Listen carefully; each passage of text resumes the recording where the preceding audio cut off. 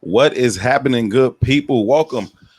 We are live from the basement. This is a Friday Relationship Friday edition of I Said What I Said alongside Tucson. My name is Herb Howard. Each and every Monday, Wednesday, Friday, 1 to 3 p.m. Central Standard Time.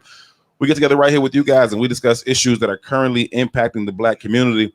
We discuss how those issues impact us as individuals, but also how they impact us as a collective. And along with your help, we talk through many of these issues in hopes of finding the optimum solutions for how we can overcome said issues. Again, we want to overcome them as individuals, but in our opinion, it's more important to overcome them as a collective. Thank y'all so very, very much for choosing to be a part of this conversation. As always, your input is valued. It is certainly appreciated. Anything you want to add to the conversation, feel free to do so.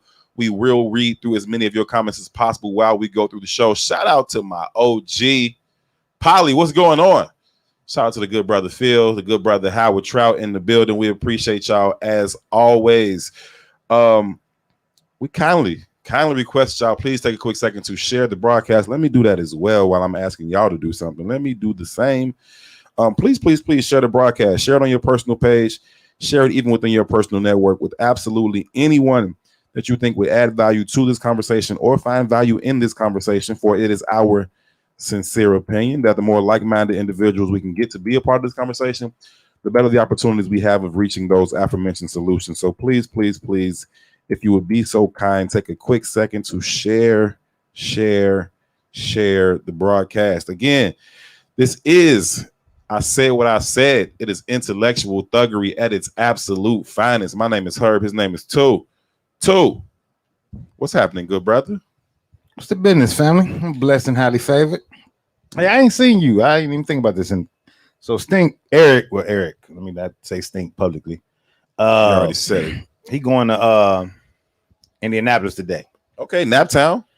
Because he made the Bulldogs national AAU team Thursday. Hey, salute, nephew. Go handle that business. You feel me? So we had to find a new AAU home anyway because of some stuff was going on with our old AAU program. But this was just funny to me.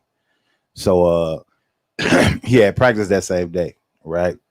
So he be on some bullshit now, and I can't really gauge how much bullshit he be on.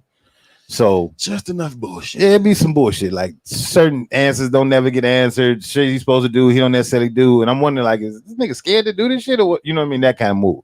So I dropped him off at practice, and I told him he had to be up to at the tryout at a certain time, and he had to leave practice early. And I said I wasn't coming back to get his ass. He had to get there on his own.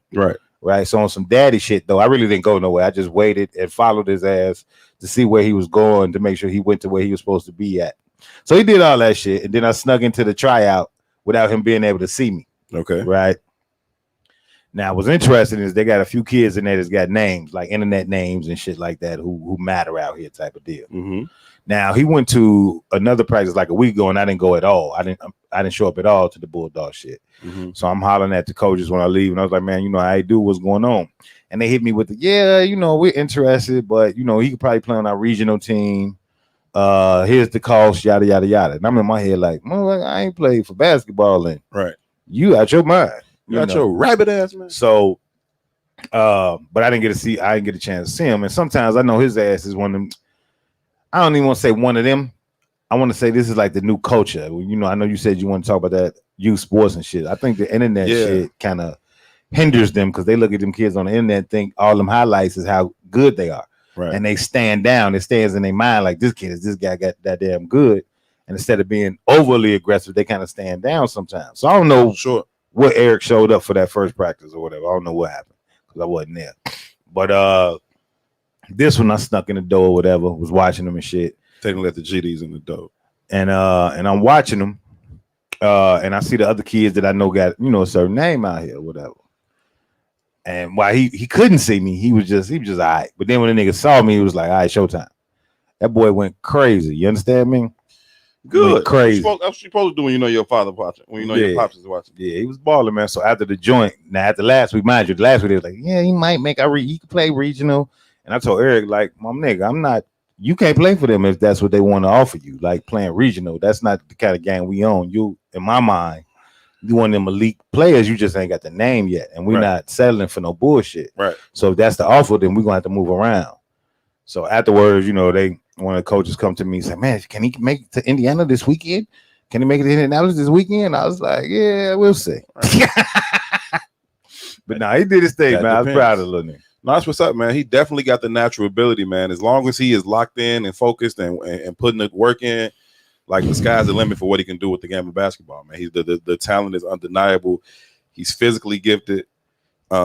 He loves the game. It's just about getting in that mental space to get focused. Man. Yeah, getting in that mental space to put that work in every day and then dog niggas on the court. Like, you know what I'm saying? He got the focus of a 15-year-old though, man. His mind all over the place. Yeah, I mean, it is what it is. But anyway, salute to him making that team. That's gonna be dope, man. I hope he have fun out in Nap Town. Go ahead and never mind. So as soon as I get up out of here, I know you getting up out of here. I got to get up. I'm gonna drop him off. I'm not driving. I ain't going to Indiana. Nah, that shit. But they're gonna be down there the whole weekend. I think next weekend they're going like a Vegas. team. They're going like a team bus or a team caravan, something like that. Nah, man, he jumping in the car with some random people, and they got a hotel down there. Then I think next week they doing Vegas. They got a full out. They whole schedules out of town. You know what I mean? So they it's a national team. That's what's up. You know what I mean? So we'll see. That travel gonna be good for him too, man. And that exposure gonna be dope for real. Mm-hmm. You get exposed to different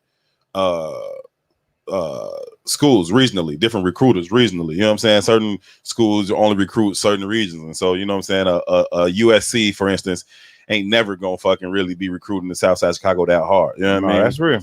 But you that guy. Right, but you get out to Vegas, you know what I'm saying? Then they all the West and Northwest coaches is there, so it just opens up a lot more doors that way. So that's fire. Super, super, super dope. Shout out to E for handling his business on and off the court, man. The Graves was on point, man. Last week or the week before when we got the report of the Graves. Everything. I'm proud of it, out here, man. That's what's up. It is thing. Indeed, man. Circle 7 brand. What up, cuzzo? Speaking of going to Vegas, man. I'm gonna go out there for the Bears game. The Bears play the Raiders, the Las Vegas Raiders now, out there this year. So I'm gonna go out there for that Bears game, and they just announced that either Deontay Wilder or what's the other dude? They fighting that same night or that weekend. They were supposed to fight sooner than that, but one of them caught COVID, and so they had to push the fight back, and so they pushed it back to that weekend. So that Saturday is the fight, that Sunday is the game. It's gonna be busting in Vegas that weekend, boy. So you ever been to Vegas? Yeah, I hate Vegas. It's not my testimony. Yeah, I mean, I've done Vegas. You know what I mean? I've done everything Vegas has to offer. Believe me. Yeah, I'm sure. Matter of fact, I want to tell the story about me and Jab was in Vegas, but I can't tell it no more because we both got families now. But I want to tell it so bad. Did y'all have families then? No, but I can't put Jab business out there. And I can't tell a story without telling Jab business, so I can't do it. You didn't have to name them. It's too late. It's too late. It's too late. Now. You know what I mean? But yeah, Vegas is Vegas. You know what I mean? Vegas be Vegasing. Vegas be Vegasing. Vegas be sure. Vegasing. Yeah. But I look at Vegas like as a white man's playground. That's kind of why I don't like it. No, that's true. You know what I mean? That's true. But it's still be, it's a good time. It is a good time for sure. I don't need more than like a weekend in Vegas. Like most people we're going to Vegas for 2 weeks.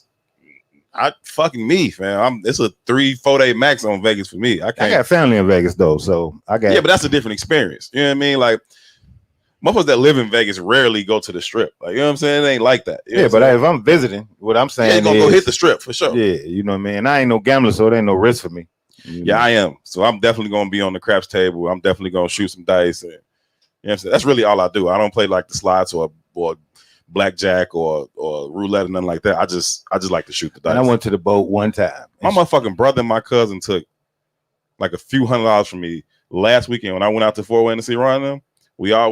We shooting dice on the fucking kitchen table. My fucking brother, who ain't never shot no motherfucking dice, not for real. This nigga's licking me on the motherfucking table, and my cousin started licking me on the motherfucking table. Them niggas took like $300 from me. I was mad as hell. I went to the boat one time. This is a long time ago. This is my former life, and I lost $400. Right, and I went home with my $400 and I didn't win it back. But trust me, I went home with my 400. Do tell, because it's amazing. If you lost 400 in Vegas and left with your I just waited in the parking lot to find somebody to give me my 400 back.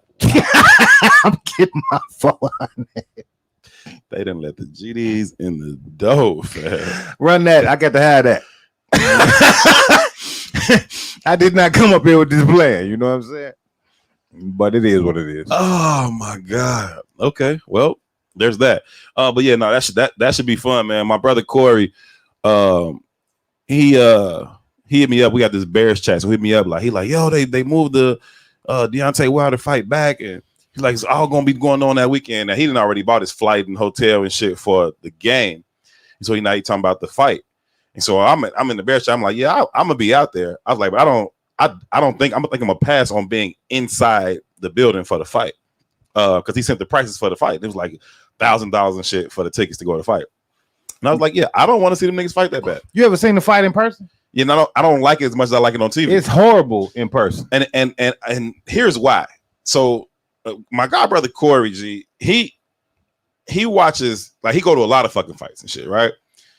And I can't remember which fight he was at, particularly on this story I'm about to tell, but it was one of them big ass fights. It might have been a Mayweather fight or another one. I don't fucking remember. But we watching the whole fight and we kind of like texting back and forth in the group chat and shit. And so when the fight is over, before they announced the winner, Corey like, yo, I think he fucking lost, talking about Mayweather. And I'm like, nigga, what fight were you fucking watching? You bugging right now. You know what? It was him and Canelo. And that was a good fight though. Yeah, but he didn't fucking lose that motherfucker. But what happened was every time Canelo would throw his hands, the fucking crowd would go crazy because it was a huge Mexican contender in the crowd that night. And so I guess in the building, it seemed like Canelo was winning the fight. And so I'm like, nigga, you bugging. He just beat his ass. He's like, no, he didn't. He was fucking him up. And then when the card came out, Mayweather won by like 6-7 points. Like, no, nigga, I told you you was watching a different fight. Like, so that's like, I don't necessarily need to be in the arena for the fight because I don't think you can see it the same. I think you respond to a lot of extra activity as opposed to just watching punches land or not land. But anyway, most sporting events is better on TV though, to be honest with you. Yeah, it's different now. I think a football game is kind of interesting in person. I like football in person. Even basketball sometimes it depends on who playing. It's cool to watch the games in person. I like to go to the games in person, whatever, but I think the experience, to be honest with you, at this point in the game is better on TV, right? I got a big whatever inch TV at home. It's, you know, HD, 7D, 3D, whatever the fuck, you know what I'm saying? Instant replay. I can rewind. I can do all this shit. Plus, you're getting information that you don't get at the game. I remember being at a Bears game, and I was sitting there, and I'm like, yo, why the fuck won't they get the ball to Matt Forte, right? Unbeknownst to me, Matt Forte fucked his ankle up in like the first quarter and was out the game. I would have known that if I was at home watching the fucking TV, but you don't know that in the fucking stadium like that. A Bears game a different experience in general, though. Like, it's hard to get into Soldiers Field, G. That's a different experience, G. Yeah, which is why we always got a huff-ass team, too, though. You know that, right? Make that correlation. Because they don't never lose no motherfucking money. We spend money. Like, it's hard to get a Bears ticket. You know what I'm saying? People gonna go. Regardless. So they don't, and they've been a losing team since the season ticket wait list. What was the last time we got a championship? The wait list for the season tickets is like, it's like 10, 15 years, some dumb shit like that. Yeah, it's some outrage. Like, the only time I've been to Bears games is with somebody who had them kind of long-standing season tickets. You can't get season tickets for like years on end. You can buy individual game tickets or whatever. You can even buy game packages with 3-4 games, whatever. But season tickets, that wait list is like 10 years long, for real. Mm-hmm. But they talking about moving the stadium too. They talking about giving them another stadium out in Arlington Heights. And the Bears are serious about considering it. One, because I don't know who was so fucking short-sighted when they remodeled Soldier Field, but it seats like 64,000 people. It's the smallest seating capacity in the NFL. You got the third largest city in the country, and you got the smallest stadium. Ain't they the only ones that still privately owned though? Nah, that's other. I mean, most of them are private. Most of those teams are like privately owned. I don't think so. I think because you mean like families, like it's just their family. I think everybody else has stocks in the teams. Like, I own this percentage. That's a family-owned team. It's like their team. Yeah, I mean, it's family. You still have some family-owned teams, though. What I'm saying, like, you still have like some individual owners. Now, you juxtapose that to like the Green Bay Packers. The Green Bay Packers don't have owners. Like it's a publicly owned team. So they got like a general manager and the president of operations or whatever, but nobody owns them. It's like, you know, the public owns the Packers. So that in that way is different. But you got, you know, like the fucking Snyders own the Washington football team or the like, you know what I'm saying? Washington football team. That sounds crazy. Yeah, they got rid of the Redskins. I know. It's just funny. Yeah, the Washington football team. Who the league just found them like $10 million for having a bad culture in their organization. They was abusive to women and discriminatory and all that, predatory behaviors and shit like that against women, which $10 million is a drop in the fucking bucket to Daniel Snyder. He blew that on the weekend. You know what I'm saying? But anyhow, so the Bears talking about moving. They talking about putting a new stadium out. What you think of that? I think it's more realistic than the city wants to admit. You know what I'm saying? I think because of the, you know, Soldier Field is always set right there on the lake. Motherfuckers act like it can't move. Like, yes, the fuck it can. They can, if they contract with the city. It ain't up for a while. I think it's up in like 2030, 2031 or some shit like that.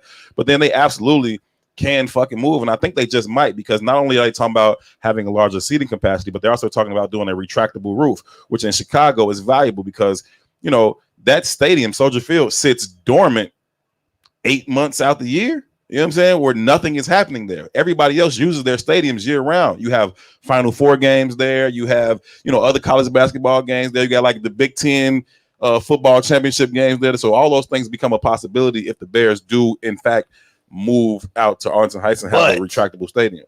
That's all the tangibles, right? Mm-hmm. What about the non-tangibles though, right? How does that affect like their fan base? Like, because the Bears got like a cultish kind of fan base. You just fucking said that no matter what, but part of that cultish kind of fan base is all the shit that goes with it, right? Being on the lake, being a part of that Chicago culture, but bringing your family from out of town, staying your ass downtown, and walking your ass to the goddamn stadium. Like all that shit is part of that culture.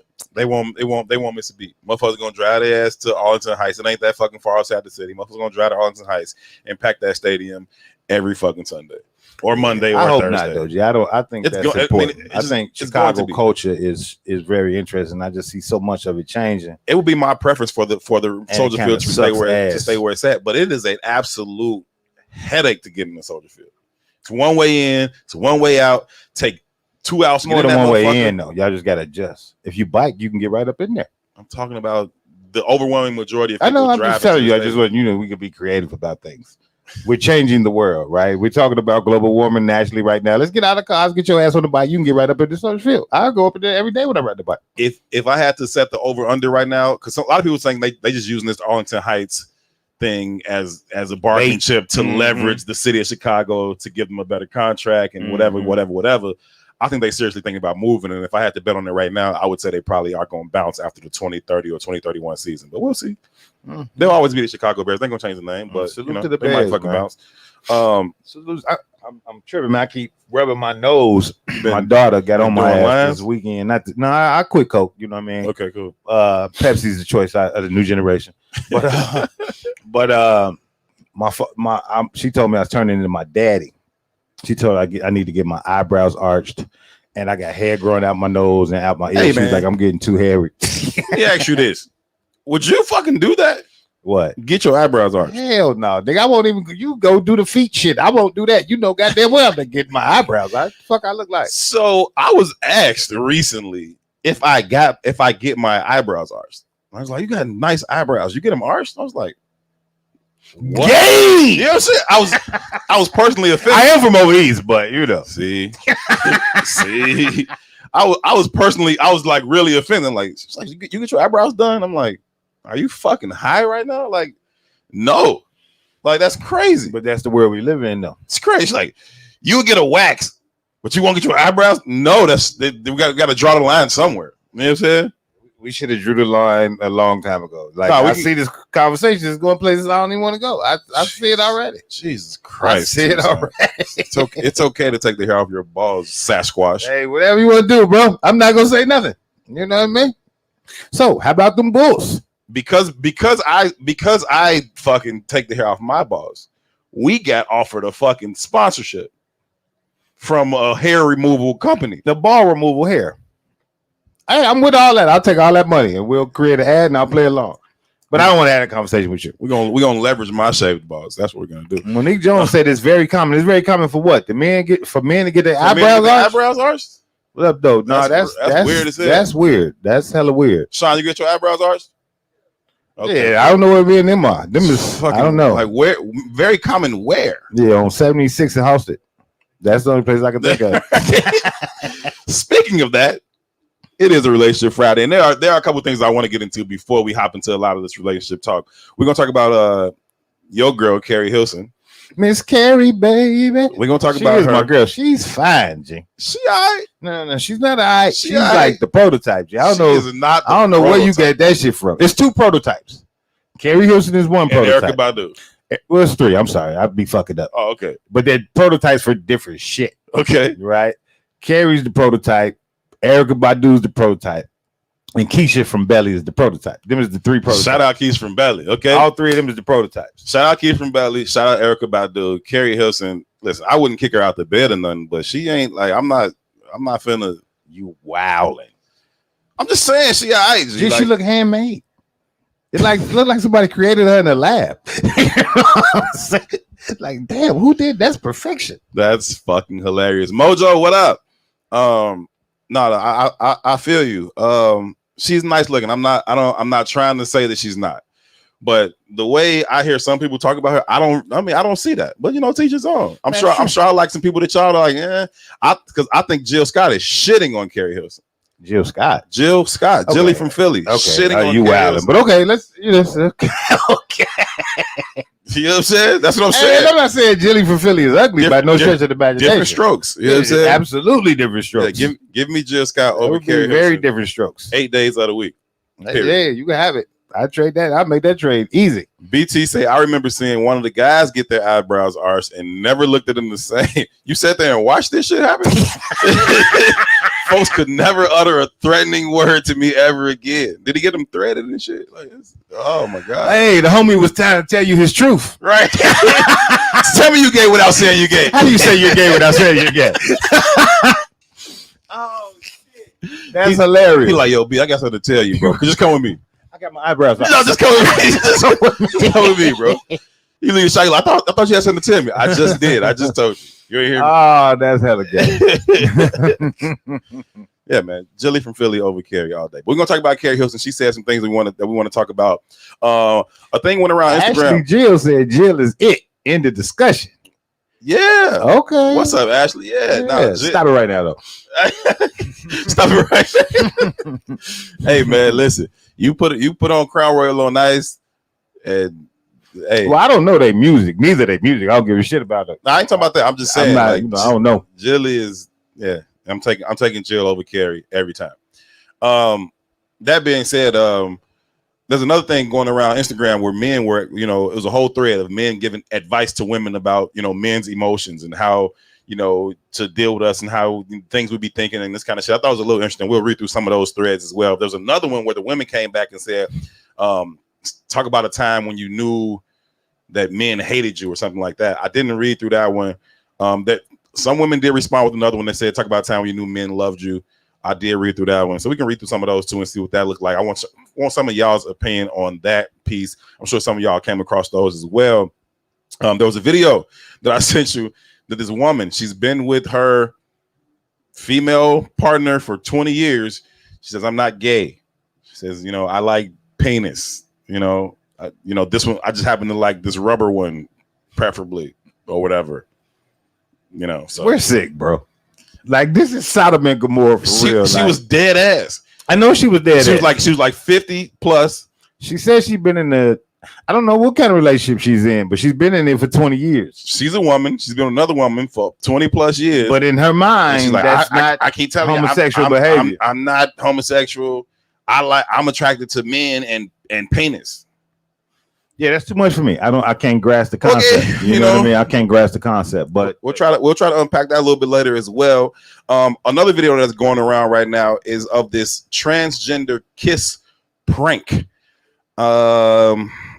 To me, it seemed like maybe like a TV show somewhere across the pond. So it wasn't in America. I think it was Brazil. I think they're speaking Portuguese. So just from my perspective, I think it was Brazil. Howard Trout said she's dyke-ish. She's dykish.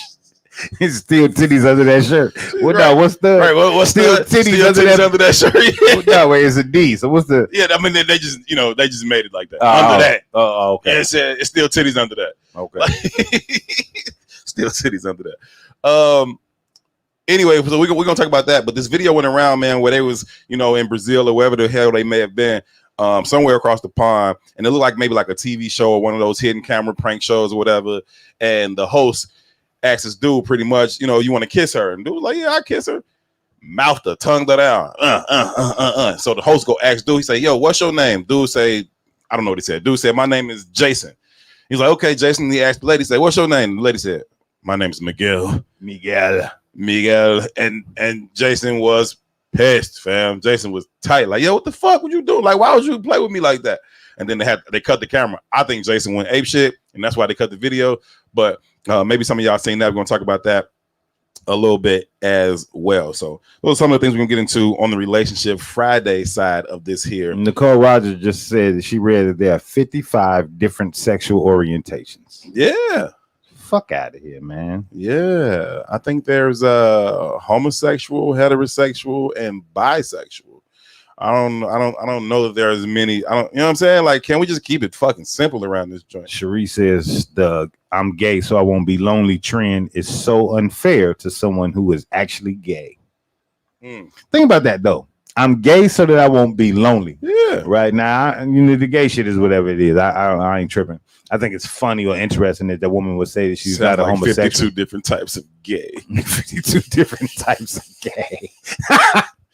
PT a fool. But listen, not notwithstanding the woman who said she was in this relationship for whatever amount of years. Sure. I do think that's a real thing. Like, I think that human connectivity doesn't really happen in the same way no more. And I think it doesn't happen. I don't even want to say no more. I don't think it happens really because it's not authentic in the sense that I always argue that we're very transactional, right? And when you get to the standpoint of, the social standards of any relationships, I'm not even saying black relationships. When you think about what qualifies value, right? You got white traditional beauty standards on women. So if you don't fit into this box, you're not in that standard. Sure. Right. For that. So you don't have much to negotiate in a transactional situation. Sure. For the male perspective, it's a capital conversation, right? It's a monetization conversation. And 10% of Americans make $100,000. And the shit that you want to do or that qualifies you as a valuable partner, you really can't do, even with 100. Facts. You know what I mean? Facts. So, you see think about this. Instagram models per se is a goddamn category of human being almost at this point. Oh, yeah. Right? It's certainly a job title, a job description. A job description, whatever you want to quantify it as, right? But at the same time, when you really think about it, what is aspirationally, what you get about 500 of them? About 500 total? Legit, yeah. Right? And they're all chasing about a different 500 dudes? Right? I suppose. And then they're qualifying, or at least they're creating standards for a large trajectory of our society. Yeah, they place value on everybody 1,000 motherfuckers placing the value on 100 million, dictating the value. That shit is amazing to me, bro. Yeah, that's why you have people talking about, 6 figures ain't the standard no more. I need at least $500,000. Stupid as fuck, but it was funny. Yeah, 6 figure ain't the standard. I need $500,000. Your dumb ass can't even count. Yeah, okay. God damn, it's bad out here. Because what you're saying, that it's like. It's bad out here. I do want to play the audio from the sister who said that she has been in this relationship for a long time, but she's not gay. We're gonna, not play the video so much. TT said she a lesbian. She kept referring to her partner as she, her. So, ma'am, just because you ain't ate no cat in 20 years, don't mean you're not gay. She been getting ate up. But wait a minute though, because it's dudes that go to the joint. It's dudes that go to the joint and take some boy pussy or get some head or whatever. They come home and play like they ain't gay. I like you, and I won't. And I won't you. You know what I'm saying? Like I don't know no more. G. I don't know what this is no more. I can't keep up. But let me. I'm gonna play the audio for y'all so y'all can hear what the lady had to say about why she's not gay. We'll not play the video because I don't want to get flagged for all these fucking videos. But we'll see. You shouldn't play it from. Okay. My spouse is the type of stud that don't want me treating her like no girl. She don't want nobody. That's why she don't want no gay woman, because she don't want nobody who trying to put on her back. Put it that way. And I ain't gonna try. I'm a straight woman. I come from the dome world and still love it. And well, even though we have to purchase ours, I still get it. I still get the dome. You see what I'm saying? So what I'm telling you is I still like what I like and she likes what she likes. We don't violate each other because I understand her point of view and she understands mine. What does she like though? So we work. That's why we've been together for over 21 years. Because we work. She don't want no woman trying to jump her bones, and she know I ain't gonna do that. Okay, I'm gonna be whatever she needs me to be submissive. Look at Reddy I Rock. feel like as long as the D is in the game, then shit. Look at that face. I got no complaints to say. Because I'm that type. You can munch and crunch all you want. That ain't nothing but an appetizer. I still need the full course meal. The full course meal come with dome. That's right, with the D. So with that said, that should explain everything, okay? No, I am not sexually attracted to females. I love my spouse because my spouse don't make me get gay and we both complement each other. Okay? All right. We had this. Hey man, she said what she said. Okay. Catrice said, "Why does she sound like that? Because she's 77 years old. Right. She's well over 50. But I got Howard said some silly shit when she early in the video when she was like, she comes from the dome. She was like, she don't want me to put on her back, and I ain't gonna put on her back. Howard said, put on her side then. Reddy Rock say she gets brained and poked without having to reciprocate. That ain't good. That ain't fun at all. Hey, she greedy. Reddy Rock is greedy. Reddy Rock just all for self. All for self. Selfish ass people. Reddy Rock finna bust a nut and get up. No, so disrespectful. That's rude, Reddy Rock. So disrespectful. Tell you, man. But yeah, that woman is like 72 years old, 72 and a half. She'll probably be 73 in August. I'm just saying. The whole conversation was uncomfortable just because she was that old. What? How do she, like, I'm not sexually attracted to women, but I have sex with a woman every day. Ari, help me understand this. Ari, have you seen this? Zaddy Fitch is my sister Ari. She's finna get married here in a minute. Help me explain this. Help me. So what I want to know though, she also said in the video, I get what I like, and she get what she like. Right. What is she getting? Because from her words, she's not reciprocating anything. She clearly just likes to pipe on her and eat her pussy. Yeah, but you gotta. How do you get pleasure out of that if you plastic piping her? I don't know. It's not. I mean, she just gets pleasure out of making her come over and over again. I suppose. Because it doesn't sound like there's any reciprocity. It doesn't sound like she's ever made her partner come, or that her partner's even interested in her trying to make her come. Yeah, I think her partner has some kind of internal trauma. I'm just saying. I'm just saying. There's got to be some trauma there, G. I don't know. Ari, you got to come on the fucking show. I need to know what's going on. This is way beyond my fucking education level, G. This is way beyond my scope. That's what I'm saying. We're not informed enough to have this conversation with any, intelligence. Yeah, the math don't add up, Joe. I'm just saying. You know what I mean? You could be a pleaser. I get it, but pleasing for 20 years? Gee, she's a murderer. She's got to be an axe murderer in her regular life. I don't understand that, bro. Brandy said it makes sense. Ari said you have too many ignorant people on here. I can't. we trying to get informed out here. We try to learn. It's for educational purposes. All right, congratulations on your promotion too. Ari's like running one of the fucking largest railroad companies in the fucking country right now. Salute. Yeah, get married, get money. Yeah, she's out here beasting shit. I know, man. Come in and talk about it. Literally and literally. Yeah, literally and literally. Yeah, but even in LA, like I come from the dong world. That's what she said. First of all, from this point forth, I'm using dong. From this point forth, that's my new word. Dong. Right? Dong. She said, I like dong. I come from the dong world. Dong. She's all that licking and kissing. That's cool, but that's just an appetizer. I need the full course meal, and the full course meal come with dong. Yeah, that's different, man. But My woman bad as fuck too. But the dong giver. Sis is fat as hell. That's true. Salute to that. I salute it. Whatever you into. I ain't tripping. I'm asking, what are you getting out of it? You know what I mean? You asking who? That's what I'm asking. I'm asking the context. The dong giver in those situations. If you're not getting anything reciprocal, right? I get the mental stimulation of pleasing your partner. Yeah, because I can understand that part, right? I like to please my partner as much as anybody else. You know what I'm saying? Absolutely. I'm going to bust eventually. Yeah, I'm thirsty to get my partner head. I'm thirsty to box munch and all that. You know what I'm saying? However, eventually it's gonna be my turn. You know what I mean? Like, you know what I'm saying? But like it ain't been your turn for 22 years. 20 years? She's definitely murdered somebody, bro. Definitely.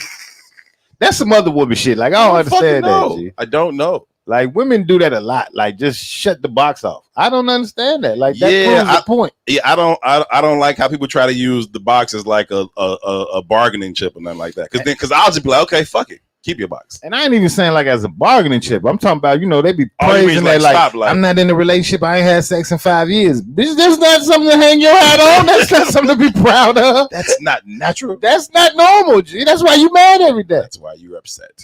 Tell them why you mad, son. Tell me why you mad. Yeah, that's wild though, man. But in regards to like the homosexual part of her relationship or calling herself not part of this LGBTQ community, that's also beyond my scope of understanding. Like, if you've been with a woman for 20 years, whether she's hitting you with a plastic pipe or not, you saying you're not attracted to women. The logic to it, again, man, like I said, Nicole said there's 55 different sexual orientations. Obviously, I'm ignorant. I don't understand 53 of them. I don't. Listen, I get 3. I told you, I'm here for. I understand homosexuality. I understand heterosexuality. I understand bisexuality. It gets real murky for me after that. I don't know where to place shit after that. You know what I mean? And I don't think it's necessary. Like, what do we like? Whatever. It's clearly you fit somewhere into one of those 3. Like, you know what I'm saying? One of those 3 you fit somewhere in. And why we need 57 of them? That's obviously you don't. Obviously, there's people who fit in the other 54. If you could get that 3 don't also fit into one of those 3, they must not. That's why you had to create the other 54. Like, what would one? Like, I've seen like super weirdo shit. Like, I'm gonna marry this roller coaster. You seen them kind of shit? Yeah. So okay, them people are like married to their plants. Yeah, wild ass white people shit. I don't know what kind of horse shit you played on here a few years ago, right? Not a few months ago, right? I come down to the bar and I let my horse pipe me down. Yeah. You fit obviously in the 55. That's somewhere. You somewhere over here. You fit in the 174. Yeah, man. You somewhere over here because I can't. You deep in the sexuality streets. Yeah, that's way beyond my scope of understanding. But for the vast majority of people, I can't get past the first 3 categories. I don't understand that. Yeah, I try to be as understanding as possible. Hey, Nicole, wherever you read that list of 55, man, we got to get a post or something where we can get all 55 of them and talk about them, because I don't even know the names of the shit. Ashley said, I need the list of the 53 unheard of. Yeah, I need that list. Like, I just run that list. I just want to know. I try to be as understanding as possible, but I feel ignorant on the shit because I can't even begin to think, I guess even if you start to include like the transgender stuff, maybe that's a different sexuality. But I think that somewhere you can fall in between homosexuality or bisexuality or heterosexuality, depending on how you want to place those things. I think everything should be able to fit somewhere in those first 3. How we get to 57 is beyond me, like literally beyond me. 55. Okay. You know what I'm saying? Okay. Cherie said we need a crash course on the queer sphere. We would love it. We've been trying to get more informed, more experienced people to have this conversation. 2 and I are 2 heterosexual men, and we don't. You know what I mean? She didn't post the link. I don't want a link though. I want to talk to somebody who's living in this world and explain it to me in that way. Yeah, I want to have the conversation. I don't want to read the CDC. We've had every other conversation on. King Salim says Herb said munch the box. Back in the day, that kind of munching was considered something white people do. Brothers denied doing it, but y'all did it though. Y'all denied it to the death. Probably. No, it was a all honor and respect to King Salim, by the way. It was a shift in the mid 90s. Because I was born in the era where they were still lying like, no, that don't happen. That's true. Ari said, having a dick, purchased or real, is fucking lit. I've had so much fun in my life. So I will go to the next comment that says, there are definitely more than 53. You can't define kink. It's never ending. Who said that? Jamila. Yeah. Okay. So run some down there. But no. See, I'm confused though, right? Sense. Gender. Wait, I don't remember the exact comment that Nicole made again. But I thought it was like gender specificities. Like kink is some different shit. Like kink is you into getting your nipples pierced or pinched on or whatever the fuck. Actual genders though, that's how do you go past 2?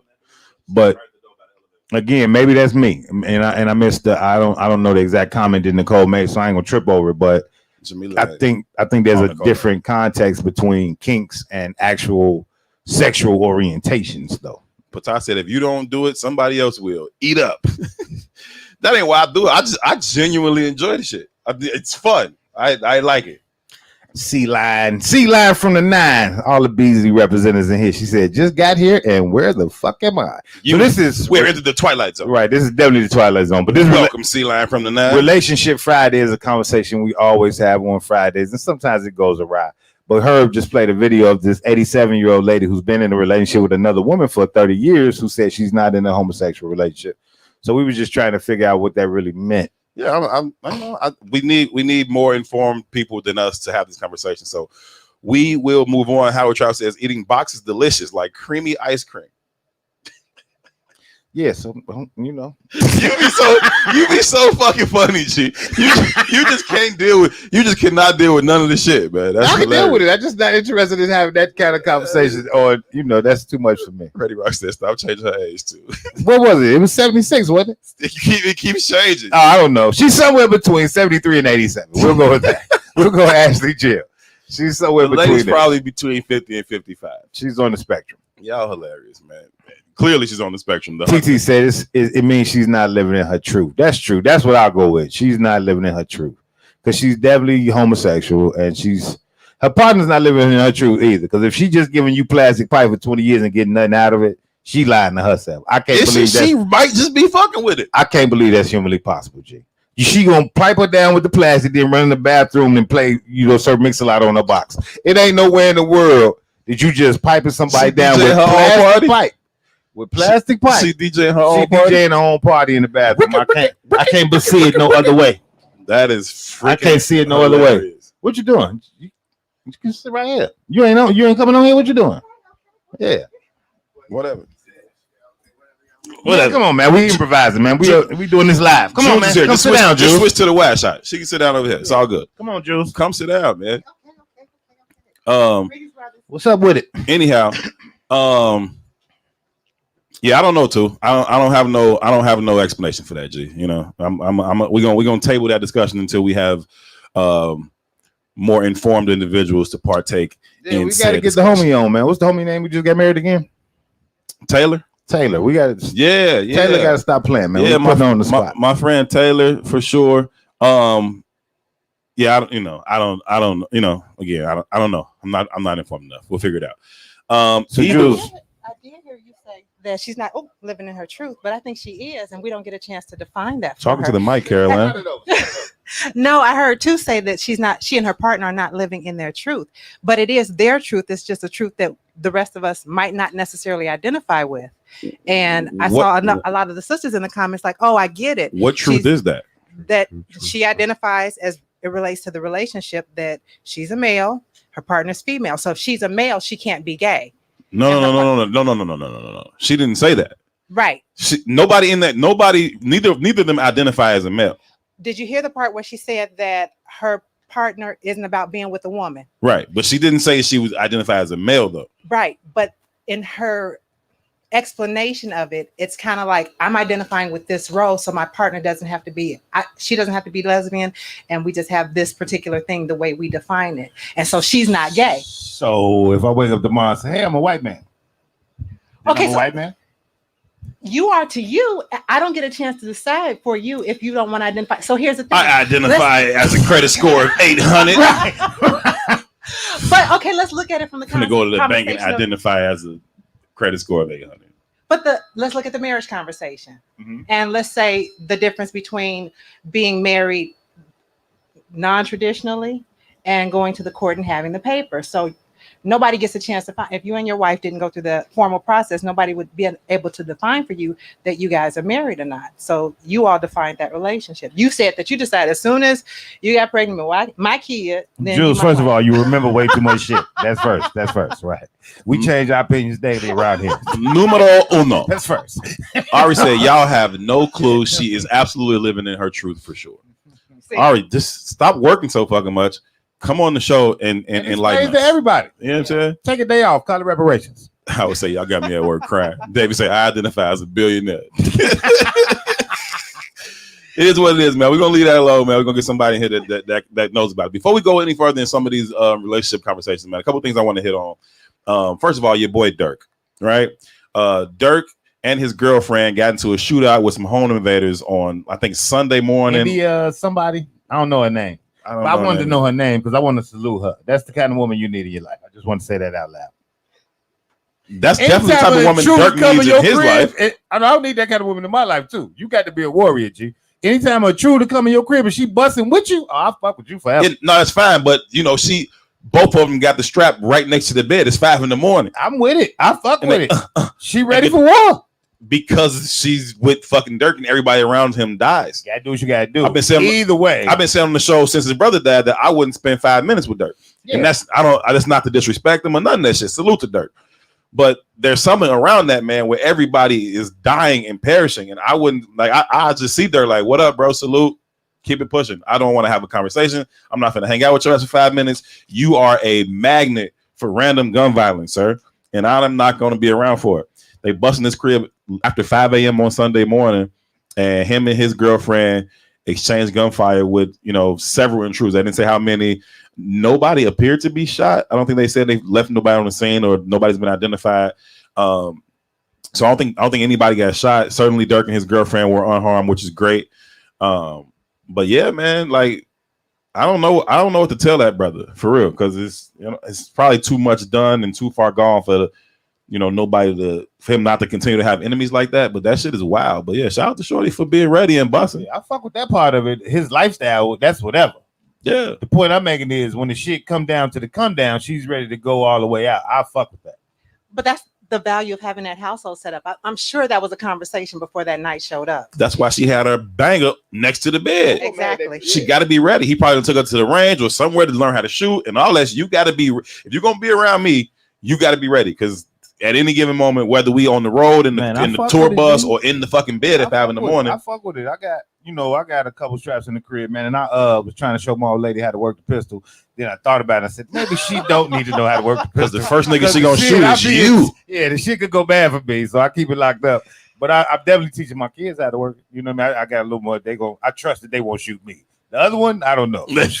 She can't learn this. A lot of families that don't look like ours do that, though. Oh, absolutely. Absolutely. So, it's a culture in most white families. Yeah. Statistics say that, you are far more likely to be shot by your own weapon. You or somebody who lives in that house is more likely to be shot by that weapon than anybody else. You know what I'm saying? So that's statistically speaking. But that's not to say don't have one, because I'm pro have one. But that's a lack of education. And where do we hear that message? Like whatever radio stations that say the Republicans are listening to, are they getting that same message? That's true too, because it is a culture for white folks. Like for sure. Think about this: the brothers who's becoming popularized on Instagram right now, the chubby dude with the wild dreads, and he got all the guns. He got his daughters and sons always got guns in the photos, and it was like a lot of outrage and alarm. It became a conversation when he first, hit the scene. But again, from 14 to 18, I was in City Rapids, Iowa. Gee, this is all them white folks went shooting up shit on the weekend. It's just what they did. Like, matter of fact, because of the elements of Iowa, like there's a season for open hunting in the city limits, because like deers overrun the city, and you'll see young ass kids in the morning running around with like bow and arrows and shit. Like they're learning how to use all this shit. It's just a different culture. You know what I mean? And nobody's outraged. It's normalized. It's part of the culture. And a different value around being able to protect yourself, period. Absolutely. And your family. No, I agree. Gino said their brother's name is Derek Grace. Peace to the guy. What up, G? Yeah, I mean, it's necessary. I think it's just a tool, right? I think it's just a tool. You learn how to use it. It can serve you very, very well. No different from a screwdriver or a hammer, right? If you know how to use it. If you don't know how to use a screwdriver, a hammer, or a drill, you can fuck some shit up. Most likely yourself. You know what I'm saying? But if you know how to use it, Could be a very, very useful tool, and it could fucking save your life. So Adrian Anderson says, "Hey Nicole, sounds like someone I wouldn't dare be with. I don't need that kind of that kind of life. Again, right? You don't know what's necessary or what could happen, right? Q just said we must teach something that you got locked down. Can't see it now. It says we must teach our babies how to fight. I agree, man. You can't be a warrior if you ain't never had to go to war, or if you ain't never expected to go to war, right? And in essence, right? So Adrian Anderson says, I don't need that kind of energy in my life, right?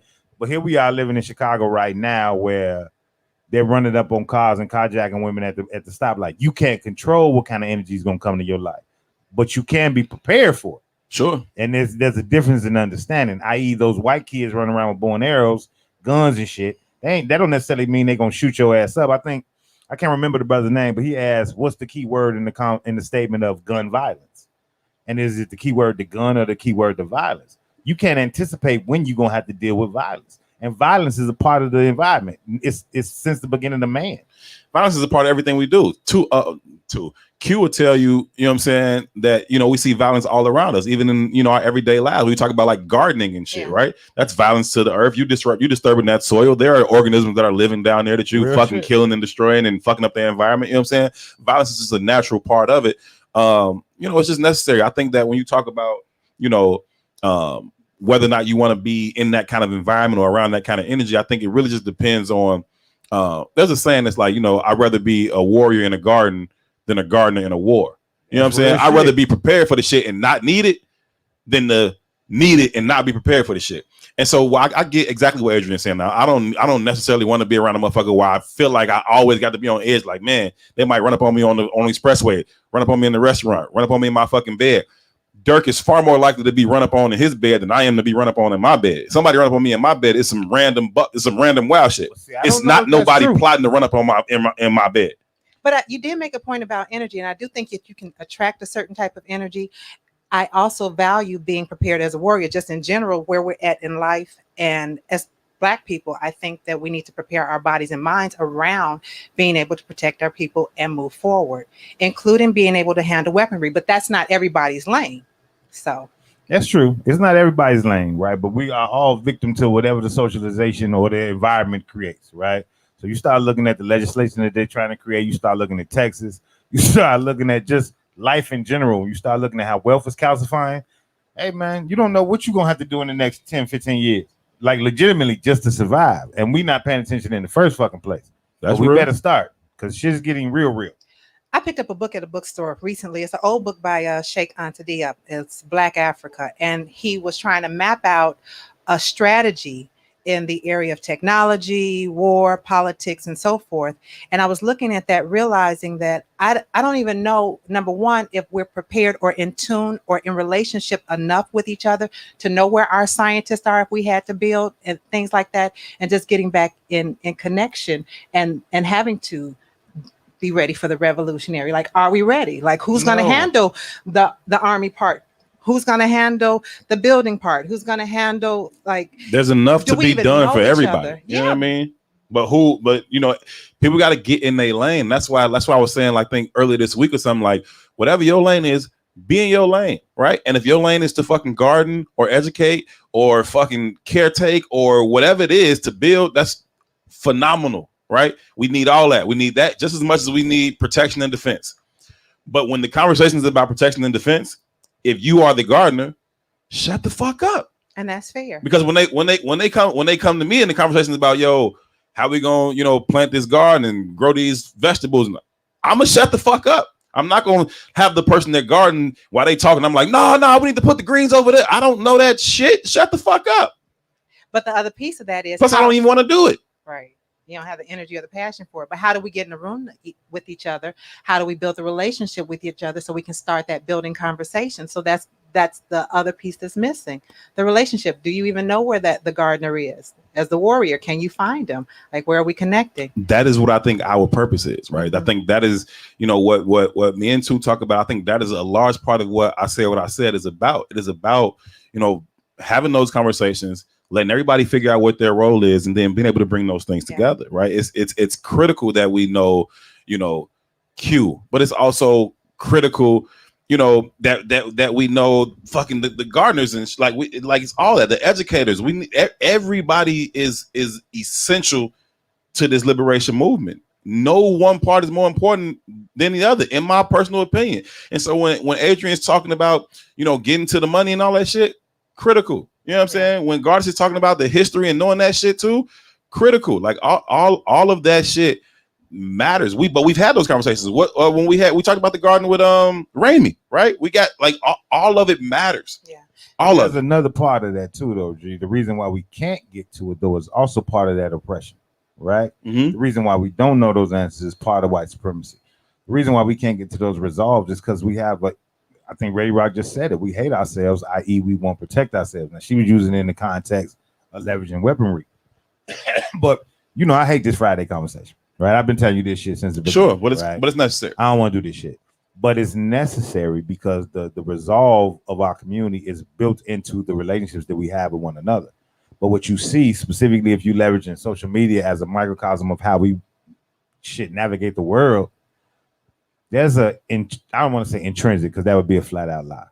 But we have been conditioned to genuinely dislike one another, right? Male-women relationships are, in my opinion, from the perspective in which I've been on this planet, are at an all-time low. You know what I mean? I saw our sister put some shit up there today about young boys on these drugs so heavy that their joints don't work, right? And I'm talking about 20-something. Yeah, when I was at 20, my shit was up more than it was down. But when I'm just thinking from the context of like the mental shit, I know what addiction is addiction, right? But I'd argue at 20, I was addicted to box. That's what I'm saying. And me to suffice XYZ pills for some box. Nah, fam. You crazy. You crazy. You understand me? But what that speaks to is that they're on a different frequency. Yeah. This addiction or this lifestyle or this pain or the trauma that they're dealing with, whatever the fuck the answer is, I don't know. Yeah. But whatever it is, it's separating us from one another. Yeah. Right. So you hear shit in the context of the conversations that we had. And that's kind of why I wanted to get to the Miss Carey thing too. But that ain't new. None of those conversations are new. Sure. It's very transactional. It's what can I get out of this situation? Right. And because it's like that, there's no real human connectivity. So let's talk about some of that self-hate and what that looks like, man. Akon, older videos resurfaced again where Akon is saying black people need to get over slavery, stop talking about it. It's holding us back and we need to stop talking about it, right? And I'm like, first of all, Akon, do you think we talk about it now? I don't think we talk about it enough. I think we do talk about it. I don't think we talk about it enough. So let's get outside of us, me and you.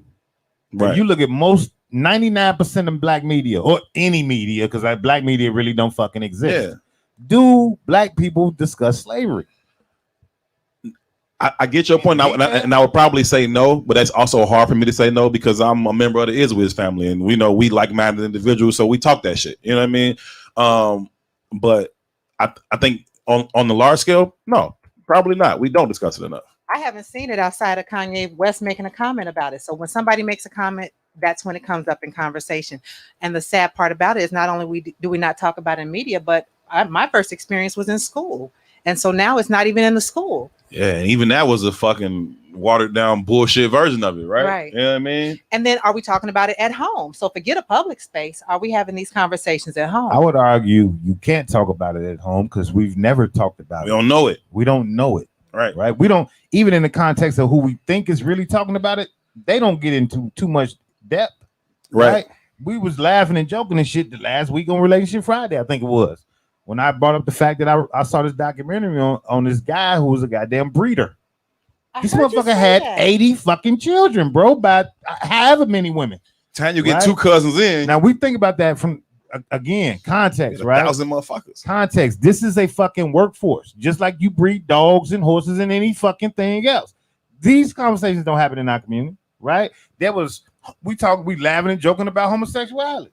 There was homosexual not breeding, but homosexual engagement, sex farms on slave plantations, right? They used that shit as a weapon to deprive men of masculinity as well. I'm gonna rape you in front of the whole goddamn troop, right? To let you know you my bitch, right? These are not conversations that we have in our community. So, I'm just using them in context of how deep this shit really goes, sure, and how deep that trauma probably resonates, sure, right? So, again, that fuck Akon first. Right. You're not even fucking ADOS, first of all. And that's not to say that, you know, slavery landed in all kinds of places, right? So, you know, he has his own experience with it or whatever. But fam, shut the fuck up, bro. Like, and salute to Akon for all the shit he's doing in Africa and building the city and all the energy and power and all that shit. That shit is dope. But why the fuck are you saying stupid shit like that? That's dumb as fuck, bro. Shut your ass up. You ain't never heard no Jewish person talk about we need to get over the Holocaust. We should stop talking about the Holocaust. Like, but even that though, good. There's a reason why you won't hear Jewish person saying we won't get over the Holocaust, but there's another reason why you won't hear Africans talking about slavery in the same context. If they stole a fucking billion cats out of the city of Chicago, you think people start asking questions about where the cats at? No. A billion fucking cats start missing, you wouldn't take notice? No, you're gonna take. I don't like cats, and the only way that can happen is somebody on the soil was helping them cats get the fuck up out of here, sure, or profiting from it, sure. So they reap benefits from that shit, sure, right? So yeah, stop talking about it because in the same vein as the white man, it was part of their culture. Oh, we were complicit, like we were not even complicit, co-conspirators on that end. Yeah, you know what? And it's an added value to understanding slavery. It's not over with. That's what human sex trafficking is, and that's how the girls are disappearing out of Roseland. They're being sold into some form of slavery. So we need to pay attention and have the conversation about it. Yeah, it's absolutely necessary, man. I don't want to spend too much time on it. It just pissed me off when I fucking saw it. Akon is fucking bugging. Shut your stupid ass up and mind your fucking business. How about that? How about that? Same thing you said about Ben the other day. Yeah, man. This ain't you, man. Just go ahead on, do your thing and whatever. Shut the fuck up. The problem with that though is when you don't have anybody to counter those narratives though. Right. Those become the pervasive narratives. Right. The Ben Carson ain't a Ben Carson narrative. That's a pervasive narrative. Yeah. Sure. Right. The Akon narrative ain't an Akon narrative. It's a pervasive narrative. Sure. Most of our community don't want to deal with slavery. Most of our community don't have any context. Like you see dumbass little memes all the time. Our community started to disrupt once the black man was pushed out of the house because of welfare. All this shit, right? It's like we always gauge the tree from the branch rather than the root. No, this shit been fucked up since we got here, fam. Y'all forgot all that other shit? That part. All that shit happened day one. That part. So yeah, that just irritates me. Yeah, but nobody sees that, G. Like what you see is an ugly wilted tree with branches falling off and shit. You don't know that that's because of the shit that's happening in the fucking roots of the shit. You know what I'm saying? Because that's not what you fucking see. And so if you wasn't born but 20, 30, 40, 50, 60 years ago, then that ain't what you see. And so it's like, oh, what I do see is these ignorant niggas on the corner and they shooting shit up and they running people like they stealing cars and heard you, got it, right? I see that too. But fucking why is what we need to get to. And that goes back to the education conversation, because even at 20, like you said, in the Jewish households, the kids weren't there, but they know about it because they're taught. And so that's us dropping the ball again. Yeah, Akon was bugging. Talking about black people need to get. He said black people need to get over slavery, Nicole, and stop talking about it. One more thing before we hop back into some more of these relationship conversations. There's a white dude on Who's Tim McDonald? Cherie said Tim McDonald. The pervasive narrative is how white rappers like Tim McDonald. I don't know who Tim McDonald is. You ever heard of that person? Nah, it gets branded as woke when in actuality he's just commenting on surface level shit. And I think the vast majority of the woke community is just dealing in service level shit because that's all they know. It's a rapper named I like what you said the other day. Wake up and appreciate yourself. Like that should be something that we should really be pushing. That's the value asset, right? Like just because you woke, you said that today, matter of fact, because you woke, you standing in your shit. You know what I mean? Like, but it's a rapper named I think it's La Russell, L.A. Russell. And dude be spitting, and he be spitting nothing but like real shit, like nothing but real black shit. Fucking fire, right? I've been talking about for a couple months now. I'm trying to change my fucking palette for music that I listen to. I haven't been listening to my man's Pooh Shiesty as much lately. I like gangster shit though. I do too. I fucking like it, and it's what I like. Oh, Locks versus Dipset. That is happening. Are you going to watch that one? I know you don't like the versus shit. Locks versus Dipset don't do nothing for you neither. Look at his eyes. You are a fucking clown, bro. I'm a clown? Yes. I don't want to watch a motherfucking concert on Instagram. Locks versus Dipset. I got all the records right in my phone. If I want to hear that shit, I can play it anytime I want. And I like the Locks and some of Dipset shit. Yeah, I'm definitely more Locks than Dipset. Yeah. But I don't got. I'm not a fan. Yeah, it doesn't have the same appeal. Okay. I don't know why anybody watches that shit when coronavirus is over. Like I see why it make money when you stuck in your crib and there's no entertainment. You're looking for content. I think why somebody would turn that shit on when they're not forced to. I don't get it. I think a lot of this shit that we've stumbled upon is going to be it's going to sustain itself for a while. I think it's going to be sustainable for real. Like a lot of this virtual shit, not all of it, some of it will fall by the wayside, but some of this shit will continue to live on even after the world is 100% back open for everybody, man. I think people need more to do with their time. And that's the other thing. Like I hear about people binge watching stuff. J I'm like, to do the we have Y. time? Absolutely. Ready, Rock? Look at Celine. So you don't even know Celine talk about that. That's a real hip hop. What's Celine say? DITC forever. You know what that means? No. Digging in the crates. See, that's real hip hop shit. You know what I'm saying? Look at that. Celine knows more about hip hop than you do. I'm embarrassed to be on this couch with you right now. All honor and respect to King Salim. You are a fucking clown. Kiss gonna be the first person to be on versus twice. He had his verses against Fabulous, and now he about to have his LOX verses against Dipset. Top 5 dead or alive. Hey, salute. But do we have time? Like, do we have time to spend watching verses or stuff? It's a revolution that should be happening right now. You ain't watched none of the verses? You ain't watched like Patti LaBelle and them? I've never seen a verse. You ain't seen a lot of things though, Jules. This is true. You I got a different kind of cat. This is true too, and I embrace that 100%. And I embrace watching verses. Let's that was move funny on. as hell. I just want to say, but do we have time? That was fun. It's good. It's good. I like Make it. fun. I liked it. I liked it a lot. One more little clip. One more piece of audio that I want to play for y'all before we move on here, and it's just this white dude, and he's talking about something called the MAOA gene. I didn't even have a desire to look this up because fuck what dude is talking about. So I'm gonna let you know where my stance is on it right off bat. But I will play the audio for y'all because I think y'all should hear it. I did watch some of that one, the Jilly from Philly and the Badu when I watched some of that one. Like this gene that Black America. I also watched some of the whole debate about the MAOA gene, which is like this gene that Black America, Africans have it's like a proclivity to violence that they have. MAOA gene. Yeah. I recommend people Google it and do their own research. It's like a big debate about whether or not, but basically like what it is it's, if you think about like, kind of white European, Asian ancestors, as we kind of moved out of Africa, like aggression and violence was kind of less necessary because we were like farmers and stuff. Oh, right? God, is that really true? There's this whole debate about the MAOA gene, which is like this gene that Black America, Africans have it's like a proclivity to violence that they have. MAOA. Boy, you sound dumb as shit. Okay. Like you talking about Black people have a gene that makes us inherently more violent. And that's a point I've made here a lot. Like I say like to believe that systemic racism and oppression is not a real thing would be to believe that Black people are inherently more violent, more susceptible to drug abuse and addiction, all that kind of shit, right? Than any other group of people. Here you have this motherfucker actually saying that that's true, right? And that there's a fucking gene that we have that makes us more violent.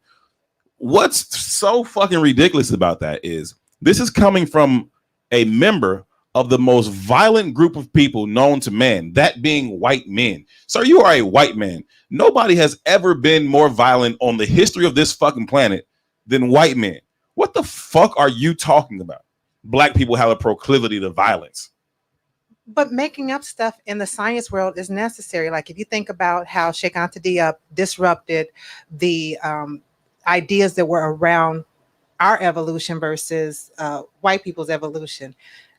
They built, I can't remember the scientist's name, but he manufactured a skull from an ape skull to prove that we weren't a descendant of the regular humanity strand. It was just, we were something different. So it stands to reason they're going to keep making up things to devalue Black people. But that's what happens when you're afraid of a group of people. You got to keep them in check. Ray Rock said, if we actually had that proclivity, he wouldn't have that platform. I wish we had that proclivity because if we did, we wouldn't be making videos crying on our trucks about white people blocking us on the street. We wouldn't be making videos crying about a white dude coming to your front door, calling you all kind of nigger ass monkeys. We would be showing that proclivity for violence on a regular fucking basis, and pussy ass white boys like that wouldn't be popping off. So I just looked it up, and it says a mutation of this gene results in Brunner syndrome. This gene has also been associated with a variety of other psychiatric disorders, including antisocial behaviors, alternatively spliced transcript variants, encoding multiple isoforms that have been observed. And then they go into some, real scientific shit. But Real fake, probably. yeah. But I agree with Jules in the sense that, again, it goes back to the Neely Fuller quote, man. Right? This is the most genius quote ever scribed.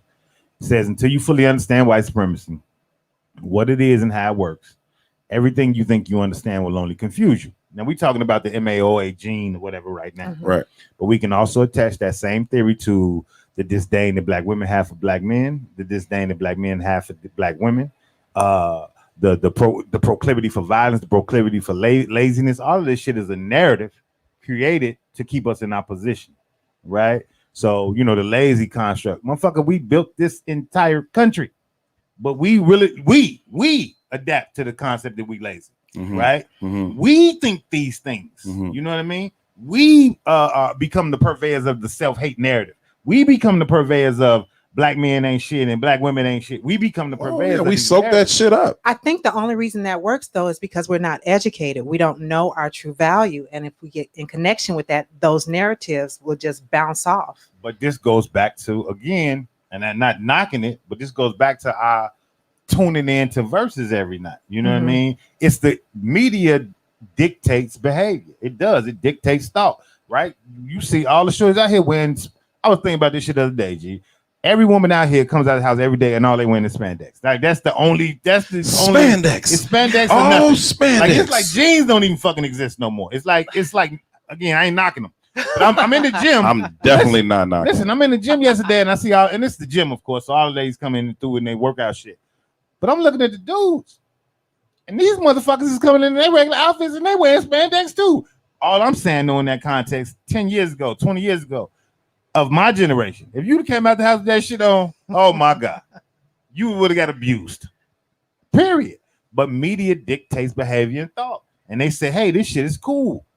We gonna cut off your fucking circulation to be cool. And we went, you're right, this is cool, right? My son's a fucking athlete, G. He's built different. He got a big ass booty, big ass thighs, big ass legs.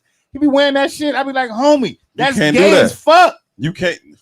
Skinny niggas shouldn't do it, but you definitely can't do it. I got legs and hips and butt like fucking Eric and shit. You can't wear that kind of shit, fam. It's not made for you, fam. Nah. But does it go back to that shopping piece? Does it go back to that piece about us only identifying with our sexuality versus any other part of ourselves?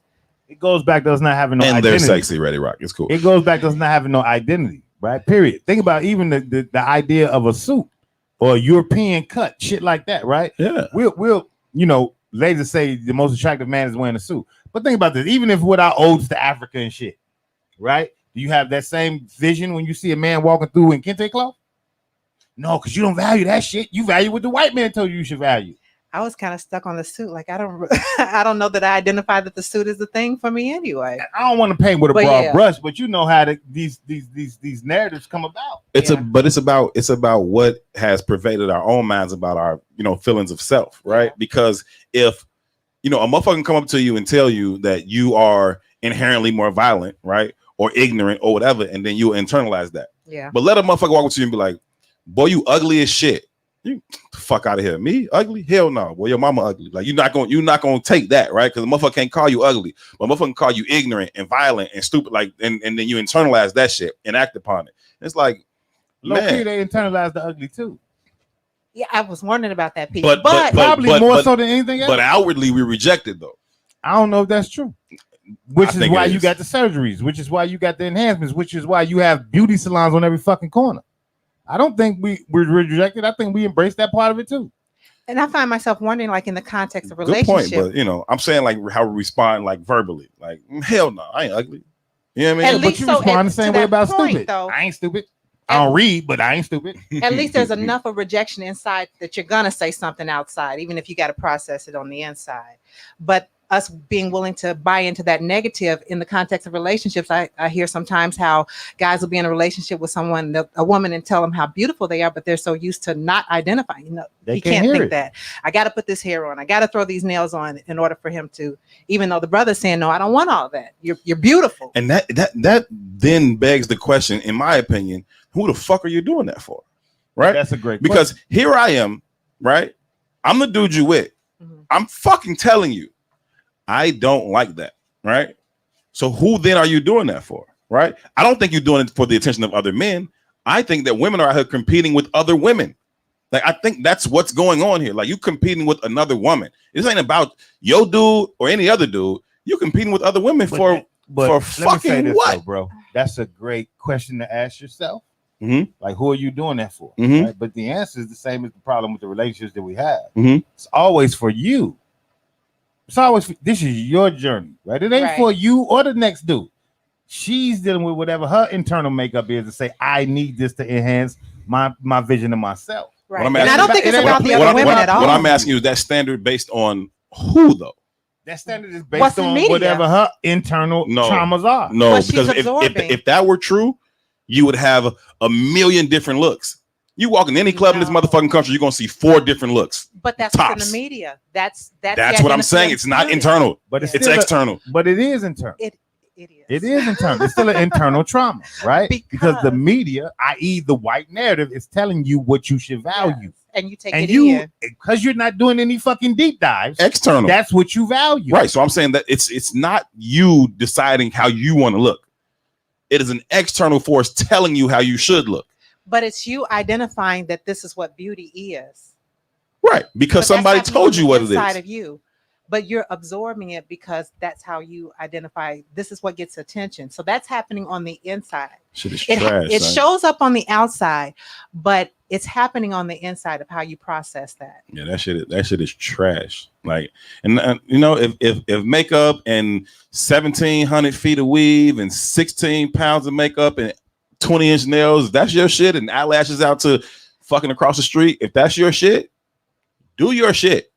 I can't fucking stand it. So Beulah says women often compete for men's attention. Unfortunately, I was just about to say that. That's why you have pick-me's. First of all, I want to say that I support all the pick-me's in the world. I think that's a negative term that y'all are using out of context. I think that's just, I'm not even being funny though. I think that's a woman being in her natural essence. Really? Most times, and maybe I'm confusing what the fuck a pick-me is, right? But to assume that, you know, you should be in this space and place where you shouldn't vie for the attention of something you're interested in, I think that's crazy.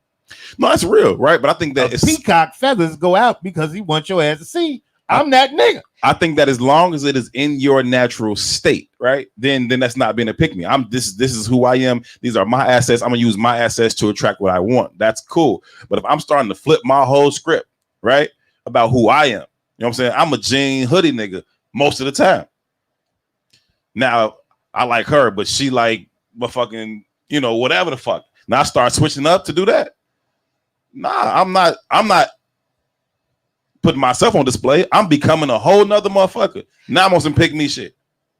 But on the other end of that, you're trying to maintain the attention of your partner. So if you don't trust and you're not comfortable enough with that person telling you you're beautiful and you're always going to hold my attention, you're going to make sure that your presentation can compete with what else is out there because you want to maintain that.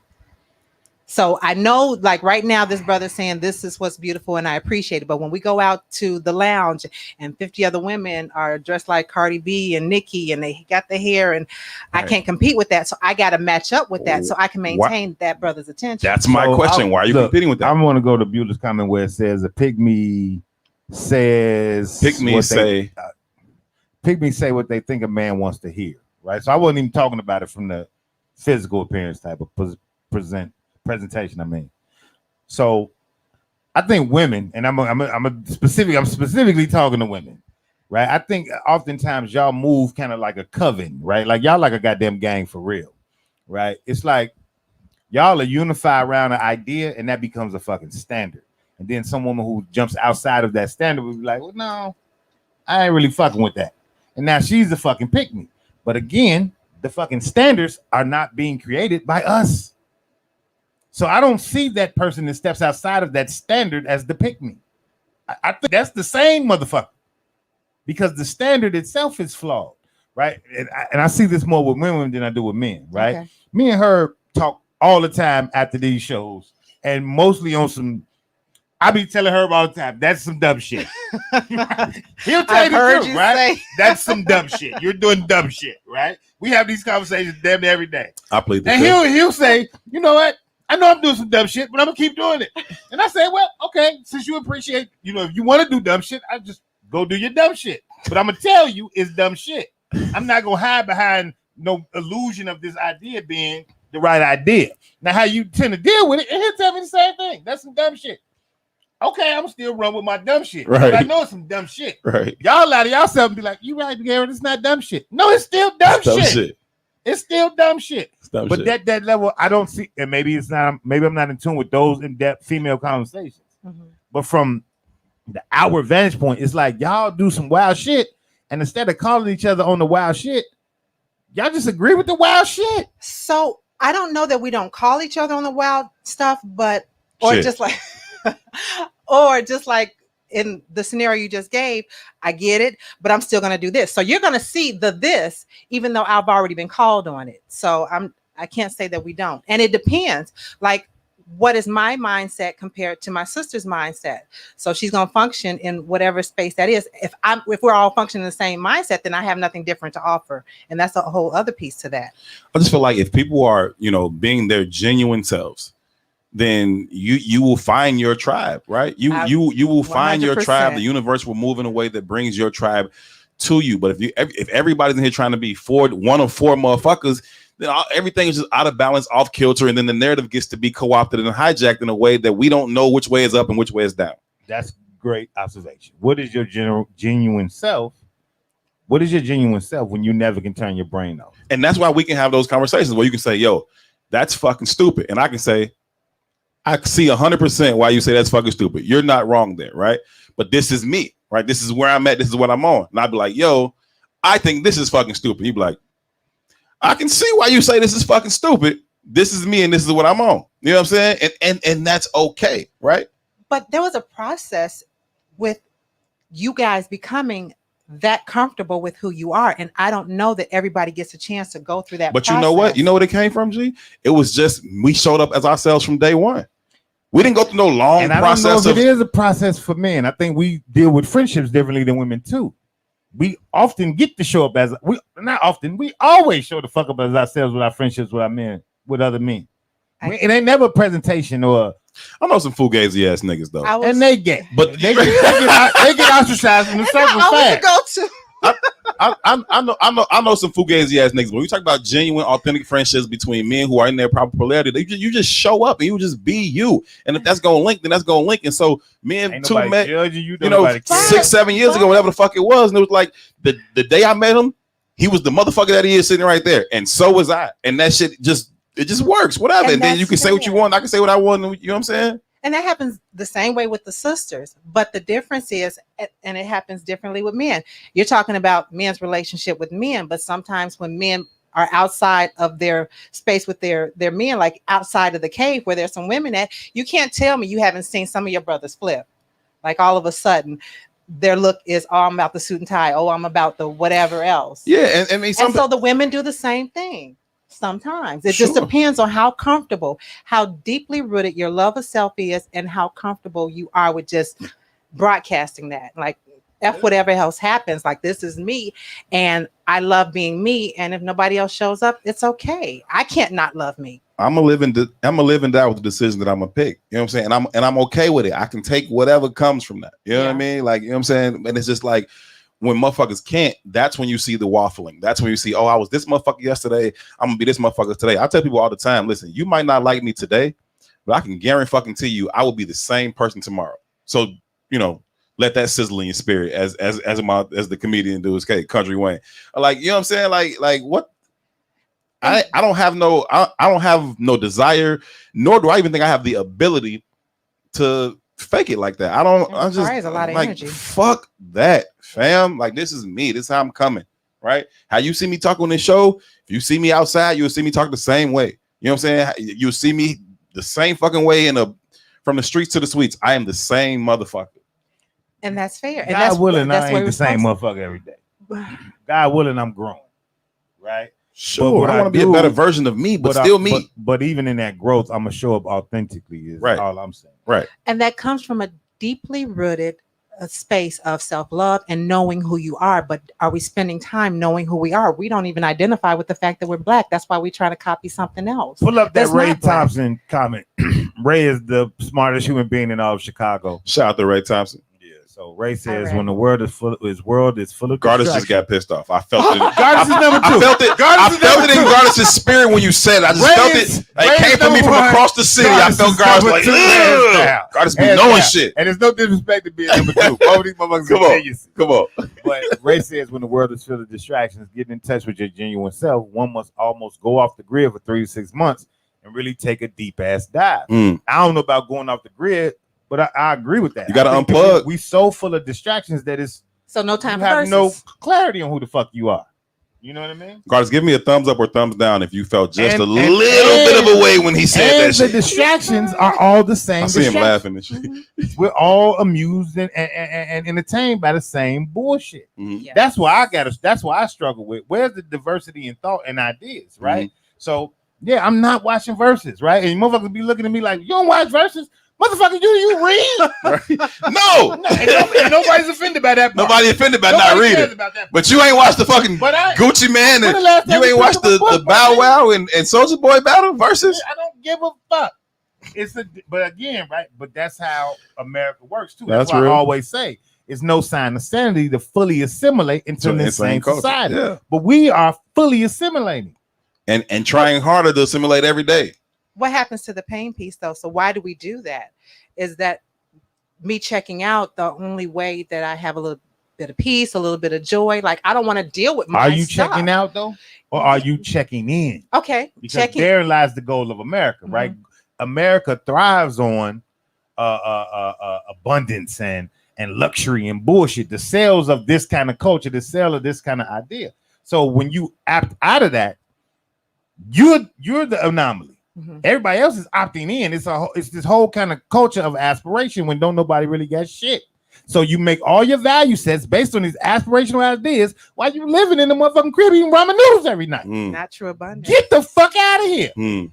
right? So now you making judgments on the next motherfucker just eating ramen noodles just like your broke ass Mhm. about them being a broke ass, Mhm. and it ain't even a money quantifier, Right. Right. right? It's just a conscious idea that you have that this is what Y'all this doing the person's same supposed to shit. be. Y'all doing the same shit, 100%. and then neither of y'all are on that plateau.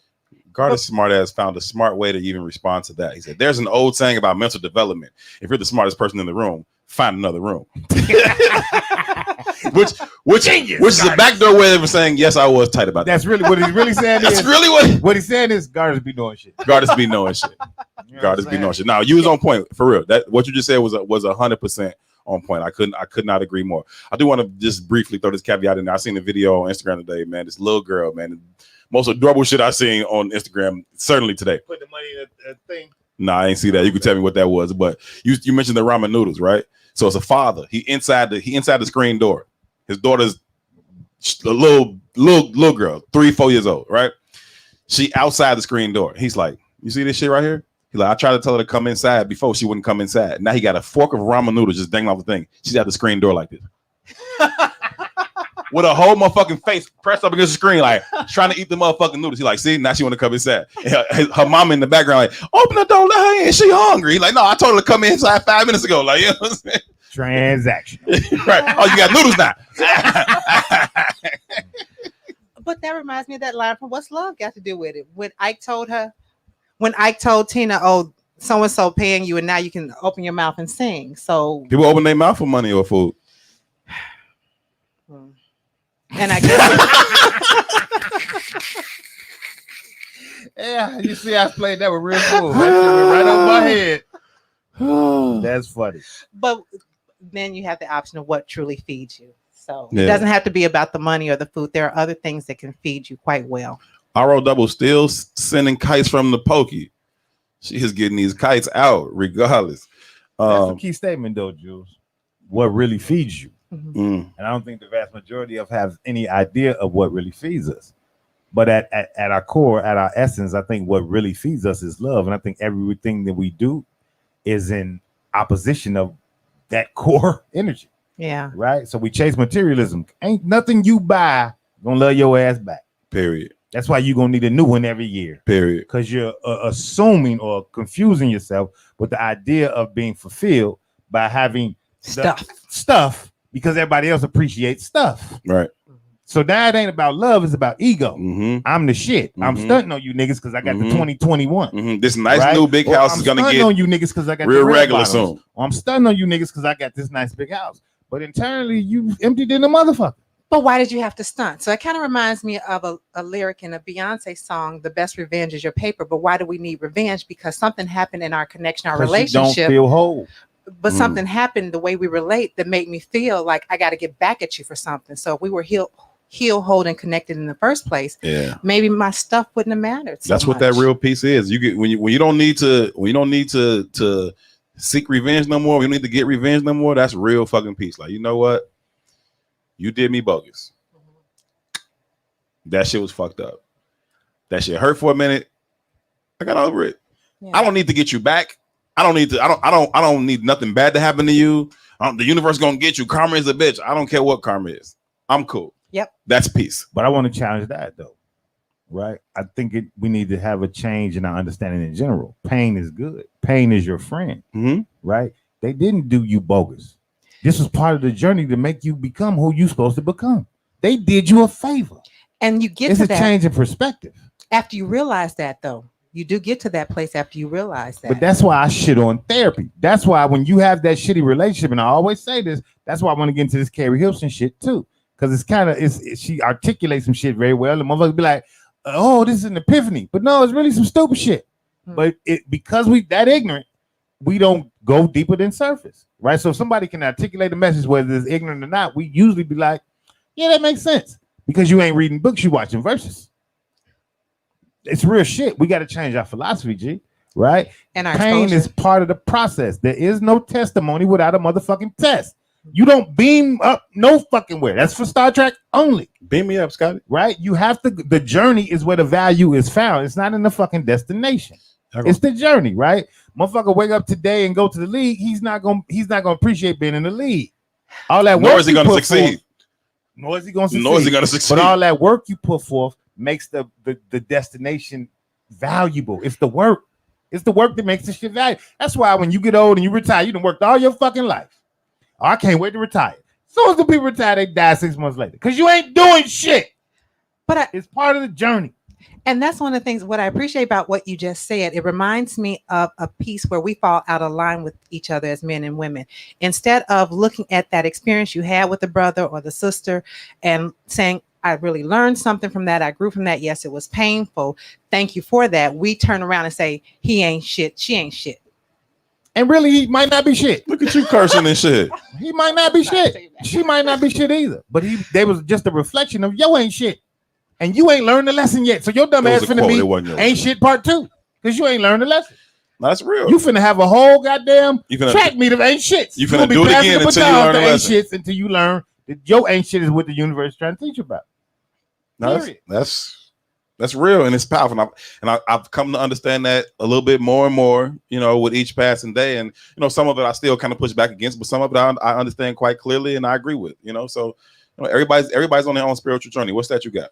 This is the Carrie Hilson. All right, let's hop into that. What went crazy? What did Miss Carrie baby say? All, even though she fucking ain't fine, she ain't Jilly from Philly fan. I think she's fine. She ain't Jilly from Philly fan. She's shitting on Jilly from Philly. She's not. Whatever. She's not. It says that I don't know, and I don't even know if this is really Carrie Hilson's words or she didn't, copied and pasted. I don't know, but it got a lot of run from a lot of other people who was pushing this shit out. And it says men who provide emotional security and display wise leadership will get the softest, most feminine, relaxed, trusting, guard down, submissive, nurturing version of their women. Read it one more time before we hop into the conversation about it. Men who provide emotional security and display wise leadership will get the softest, most feminine, relaxed, trusting, guard down, submissive, nurturing version of their woman. Okay. How do y'all feel about that? So I'll say this first. The Do we premise. wait, what's that? Do we have a CC? What's that? I don't know. Okay. The premise is legit, right? The premise makes a whole lot of sense to me. If I am emotionally secure, right? I don't feel like you're gonna fucking break my heart, hurt my feelings, dismiss my emotions, right? If I'm emotionally secure, then I'm willing to be more open, more vulnerable, right? If you are a wise leader, right? If I think that you can lead me to good spaces, I am more willing to follow you, right? You'll get a more submissive version of me, a softer version of me, right? Because I don't feel the need to protect myself. I'm a little softer because I don't think you're going to hurt me. I'm a little bit more submissive because I think you're a wise enough leader to lead me to good spaces. On the premise, I think it's fine. I don't know that that happens in practice. That's what I got to say about it. So I'm in agreement with the statement and the way Herb just explained it. And I think it does happen in practice. Maybe we don't get a chance to see it very often because that piece of loving yourself and being your genuine, authentic self, if you can't show up 100%, then the other person's not going to show up 100%. So maybe we don't see it very much because it's not happening on one side or the other. So if the sister is looking for the brother to show up that way, how often is the brother showing up that way? So my question would be, is the sister showing up that way? And does that change the context, right? And then when I say that, because the very statement itself is men who provide emotional security. Remind me to come back to what Adrian Anderson just said, because it breaks my heart. Let's just start there. Men who provide emotional security, right? To what though? If you're showing up emotionally secure, because you would only attract me if I was emotionally secure. You would only attract me if you were already emotionally secure. You understand what I'm saying? I got so that part. If that's something that you're missing, it's because you're attracting motherfuckers that can't provide that. It just is. But again, it takes accountability in self, right? So here's what I'm missing. So give me what I'm missing so I can show up for you. That's the part of the transactional relationships that I don't think we understand. Pour into me so I can show up for you in the way that I should be showing up.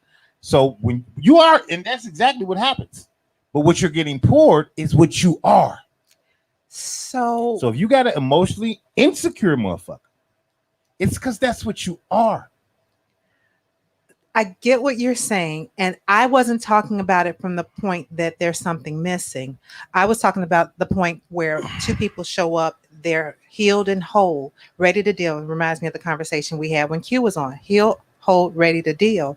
But for whatever reason, whatever we're having may not be a place where it's emotionally secure. Like we're not connecting like that. So you're not going to get that version of me because that's not the nature of our connection. We can operate in this space, but that's not the nature of our connection.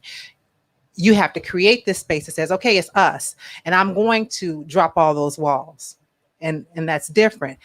You don't do that with everybody. As a woman, you don't do that with everybody. Like I'm some emotionally secure, and the men that show up in my life, they're emotionally secure, but I don't show up that way I haven't really showed up that way for anybody because I haven't felt comfortable enough to do that. I'm not following anybody anywhere. And displays wise leadership. And that's the other piece. Right. But if I'm a wise leader, you can be a wise leader. I'm asking a question. Okay. If I'm a wise leader, right? Why would I opt to pick the person who is suffering in those spaces if that's what I'm looking for? If I'm a wise leader, what if do you hire when you're hiring someone on the job? Do you hire the motherfucker that has the skill set, or you hire the motherfucker who's working on the skill set? If I'm a wise leader, which one are you hiring? But what if there's no vacancy? Which one you hiring, bro? I get what you're saying, but I'm not gonna take that bait because it's too easy. That's not the correlation. All right, I'm not with the correlation. I get what you're saying, bro. I get what you're saying. But I can't agree with you on that piece, right? What I'm saying, like, in a relationship context, right? You talking about, a person that I'm attracted to, mentally, spiritually, physically, emotionally, right?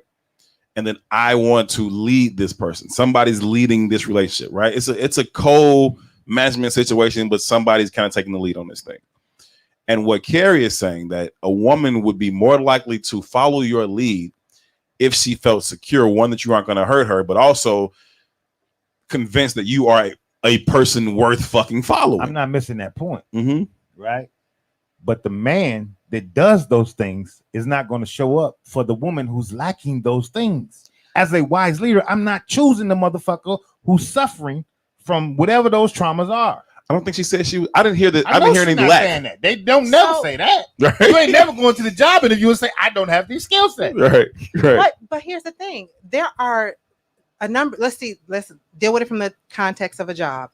A number of qualified candidates can show up for a job. All of them are not going to be a perfect fit. Mm-hmm. And so there's a difference. It's not that they're not qualified. It's just for whatever reason, there's a tweak to the personality or something else that says this is not a good fit. And so it's not going to be your job. And so you're not going to get that position, period. It doesn't mean that you're missing something. It's just that you're missing something for that job. But it doesn't mean that you're not qualified. It doesn't mean that you don't have a skill set. That job. No, you qualify for the job. The job says you need A, B, and C, but for whatever reason, there's another candidate that fits that. Yeah, just something different. Fitting. It's more qualified. Yeah, go find another job. Why leave? You're gonna say go find somewhere else to work. Howard, this is definitely a camo is Wiz hoodie, bro. We didn't mass produce these. These are only me and two got these. I'm sorry. Not sorry.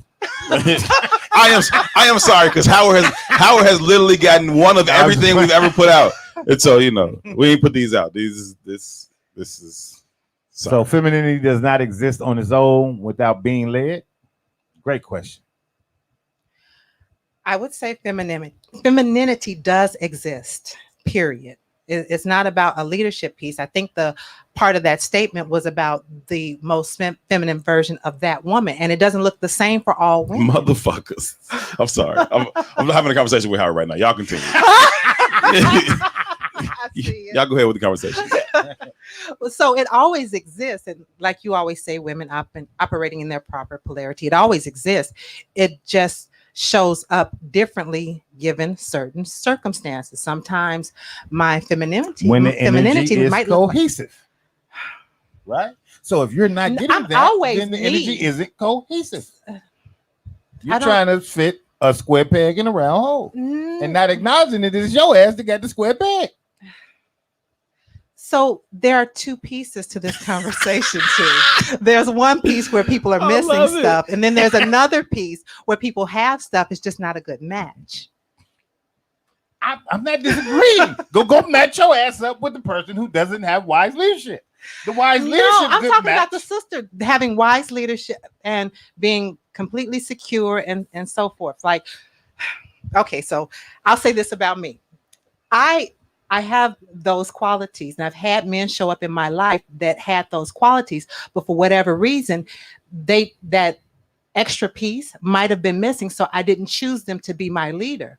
I didn't choose to show up as my most submissive self for them. It's not that I can't. It's not that I don't have that ability. So Ready Rock says, I'm not going to be submissive to any man. I don't know if she's saying like any man or just any random man or any man, period. I mean, it says period. I think it's right there. She said what she said. That's that 290 energy. No, I'm fucking that's that 290. That's 290 energy. I think we misunderstand what it means to be submissive. Like you can lead even from a submissive standpoint. Not there's a way to do everything, and you can get everything that you need out of your partner, even in that role. I think being submissive can be very powerful. So I think we miss the power piece of it. Yeah, I believe a woman can submit but not being submissive. But I want to add some clarity though, G. I mean, I think a lot of words have this negative connotation it does, too, man. Because in love, everybody fucking submits. Yeah, it's like I can't tell you how many fucking times I've submitted in love. Like, come on, man. Like this again, and that's what I mean, right? These goddamn social norms create narratives that are fucking sickening and toxic. I submit to my baby girl. I submit to myself. There's a lot of shit I don't want to do that I gotta do. Or shit that you do want to do that you don't do. Period. You know what I'm saying? It's like submission is a part of it. But going back to the statement from Miss Carrie, baby, I think that she's fine. She's a nice looking woman. Keep reiterating that. She's a nice looking woman. She She's just ain't Jill Scott fine. You right. She's fine. Beauty is in the eye of the beholder. So credit to you both. I think that we talk about if I think you are a wise leader, then I'll follow you. Right. That is not to say that I am incapable of leading myself. I think in fact I'm saying the opposite. Like I can fucking lead. I'm willing to follow you if I think you're worth following. Otherwise, I am absolutely going to lead and go do my shit over here. Right. So I don't think that when you say like, why would somebody who is a wise leader choose your ass if you are incapable of leading? I don't think she's saying that there's an incapability of leading. Right. I think she said I'm absolutely capable of leading. I'm willing to follow you if I deem you worthy of being followed. If not, then I'm going to show up as the leader that I think I am. There's a colloquialism that says God doesn't call the qualified. He qualifies the call. God doesn't call the qualified. He qualifies the call. Got you. Right. Got you. Same conversation that I always have about leadership in general. When people like, you do this, you do that. Yeah, it's most leaders the degree run from qualifies leadership. you to do this thing. It's like I could probably do it without the fucking degree. Most real leaders run from leadership. Sure. Truthfully. Sure. Right. Because the goddamn commitment and the goddamn accountability to that is most people don't want to deal with that shit. I would push back, but go ahead. That's fine. But most people don't want to deal with that shit, right? But that goes back to the same thing about the test and the testimony part. The concept, the relationship is what leads you to that next plateau, i.e., the energy that you have is going to be reflective, right?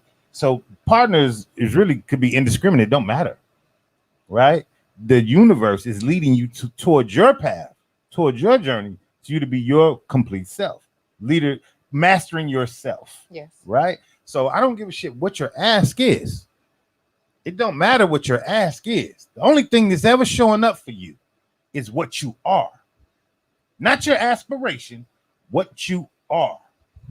And in all fairness, going back to my statement, a lot of the brothers that have showed up in my world, they are qualified leaders, but for whatever reason didn't resonate as a leader for me. And it goes back to why I said I was going to push back on your statement. Leaders lead. They cannot help but to lead. But there are certain job opportunities that come up that they're going to turn down. Same thing with the partnership that we were just talking about. And it's probably related to an inability to show up as the leader that you are. I had a conversation yesterday. Matter of fact, I was sitting down with Sadiq yesterday, and we were talking about this very thing, like this ability to be a leader and what that looks like in partnership with other fucking leaders, right? And if there's an ability for people to show up as the fucking leader and then be accepted as that and let them do their thing without fucking stepping on shit, then cool, right? But if not, then we gotta fucking bounce. We have to fucking move around. I can't be in this fucking space with you, right? As the leader that I am, even if you are also a fucking leader, right? You lead in what you lead in. It's the same thing we were talking about earlier when we were talking about the liberation movement, right? If you the fucking gardener and I'm the fucking warrior, or I'm the fucking educator and you the fucking, economist, like everybody do their fucking part and we can both fucking lead in our own lane. But if that becomes a space where you want to lead my lane, then I'm fucking out, period. And I think that it's the same thing in relationships. When you talk about like, okay, can I be a leader? Absolutely, I can, right? I can lead you in these spaces. If you trust me to lead that way, then you'll follow. If you don't, then you're gonna fucking move around. Or if you feel like I'm stepping on yours. So so at its core though, relationship is therapy. Like relationship is spiritual, right? Mm-hmm. But we don't operate in that context in life most times, right? Mm-hmm. So, i.e., what happens is the social standards create our relationship narratives, right? I should have a dog, a house, a car, things. We ain't never once thought about our fucking spirit. And this is the only value in this shit. Once you get past the pussy from a transactional level, sure, just getting this nut up off me and busting, sure, the physical feelings of the shit, sure, this is a spiritual experience. How many motherfuckers you didn't heard address relationship from the standpoint of spirit? Going back to what leadership looks like, right? If you don't turn off the distractions, right, dig into your soul, then you ain't gonna never find what you're looking for because you don't know what the fuck you're looking for in the first place. Right. i.e., the universe keeps bringing you the bullshit. Right. Because you're on bullshit. Right. Right. But if you're not on bullshit, the universe will still bring you where you're at. So I got offended once. A brother called me an alpha female. And I was like, when I thought about it, I was like, that's not a bad thing because I attract alpha males into my world. But that doesn't mean that that's always supposed to be my leader. The universe will respond to wherever you're at. And so we can have two people that are fully whole and healed and capable of moving a certain way, but the sister might not show up as submissive if that's not her person. Not arguing none of those points, right? But I think that, again, there are anomalies in every group. Mm-hmm. Sure. Right? They are. But the pervasive narratives are the ones that get the most attention. Right? Yes. Carrie Hilson makes a tweet, meme with her Instagram. I don't know where the fuck it came from. The rule versus the exception. Right? The rule versus the exception, right? But she makes a meme or tweet or some shit. And this shit starts to permeate all through the social media stratosphere, specifically in our community. Sure. Because I don't know what the fuck goes on white Twitter. Sure. Right? This becomes the standard. The social narrative creates our standards. So I ain't disagreeing with nothing you say, Jules, but I'm saying that the vast majority of us, the overwhelming majority of us, aren't there. Spiritual context to relationships ain't even a conversation that you hear in regards to relationships. And every motherfucker and their mama want to talk about relationships. Here's the core value of this shit, and nobody talks about this part of it. Man, miss me with that bullshit. And that goes to what we're tuning into and how much time we invest in showing up a certain way. I had a brother tell me recently that he's in some social media post and it was talking about how brothers don't bring women flowers and open up the door. And his response was like, women aren't showing up that way, at least for him, for the most part, how he moves around. And I think that there is value in investing in yourself and showing up a certain way. It's not that this whole complete relationship thing happens all of a sudden when this guy shows up or when this gal shows up. You have to invest in being ready for that person and resonate a certain way so you can attract what you want. I think they are attracting what they want, though. I don't know. They're attracting what they're tuning into, and that's the problem. I think what they want is plastic, and they get it. But that's because we're tuning into plastic has value. Women, I mean that in regards to both genders. You're attracted to plastic, and when plastic shows up, you appreciate it just like anything else, right? Plastic is perishable, right? So you'll appreciate your plastic shit for a time, and then after a while, you realize this is just plastic shit, right? Do you ever? Yeah, you get tired. The plastic might deflate in some areas. I don't know. You get tired of plastic. It happens. Speaking of the plastic, Pata say women don't want no flowers. They want that 3-5. That's next level. But it's all these plastic ideas. It's perishable, right? We got this kind of microwavable society in general, right? We don't even appreciate home cooked meals no more. The vast majority of us, right? That's why, man, I was with my cousins the other day. I get it. Yeah, I feel you. But I was like, man, I don't even remember last time a meal was made in my house. Yeah. You know what I mean? It's like I don't even remember. You know what I mean? Right. And it's just the way life happens over here. Right. You know what I mean? It's just the way life happens. Because no matter what, it's all the instant shit. You adapt, right? You and there is you're gonna eat. The very narrative of America. Until you realize that you don't have to adapt, until you tune out. I'm not arguing that. Yeah. You got to tune out, but what I'm saying is the vast majority. Not for 3 to 6 months, though. Maybe we're tuned in.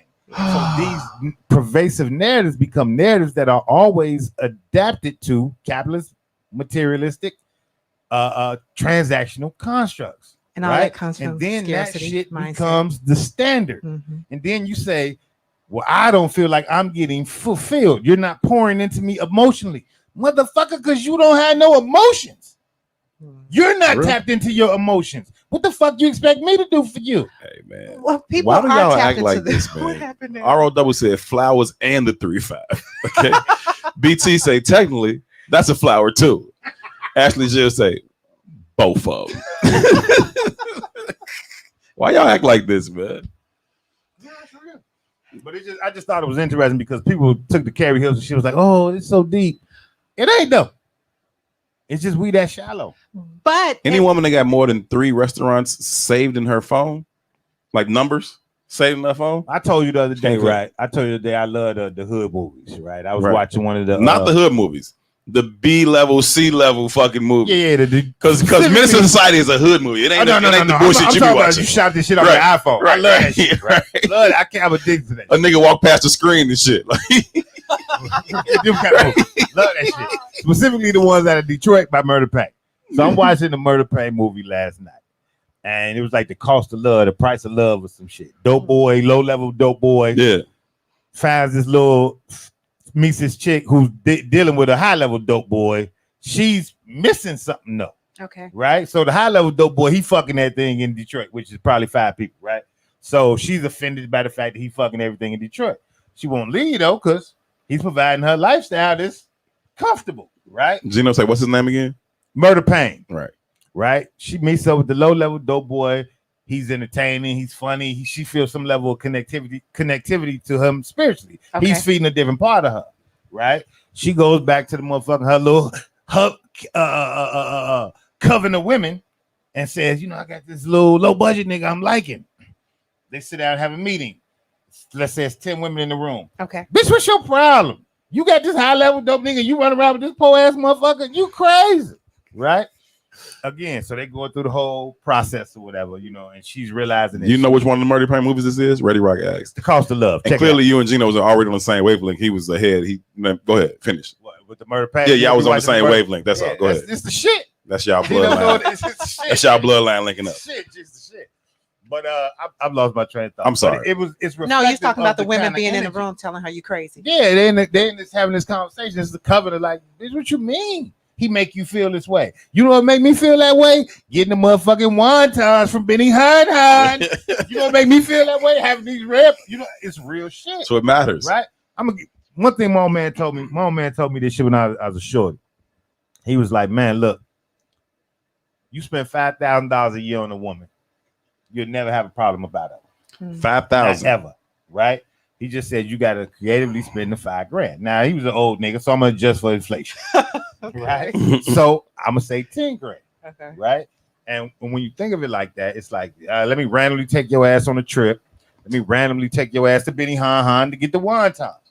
And he ain't lying. In my experience, if I want to keep the bullshit down, and 10,000 is fairly cheap to get whatever I want out the deal. Yeah. You know what I mean? Yeah. But it's still a surface level transactional relationship. Everything is transactional, man. I recently was, having a conversation about some people who've been together 20 plus years. You know what I mean? And you got the dude at this point in time is the breadwinner in the fucking family, right? Nice big crib, pay all the bills, trips, gifts, all this other shit, right? They recently go on one trip where they splitting shit or whatever, or she's playing for whatever. They get back from this splitting this trip shit, right? The wife sends the husband, okay, 20 plus years, bought a house, pays all the fucking bills. An invoice for $158. They still married?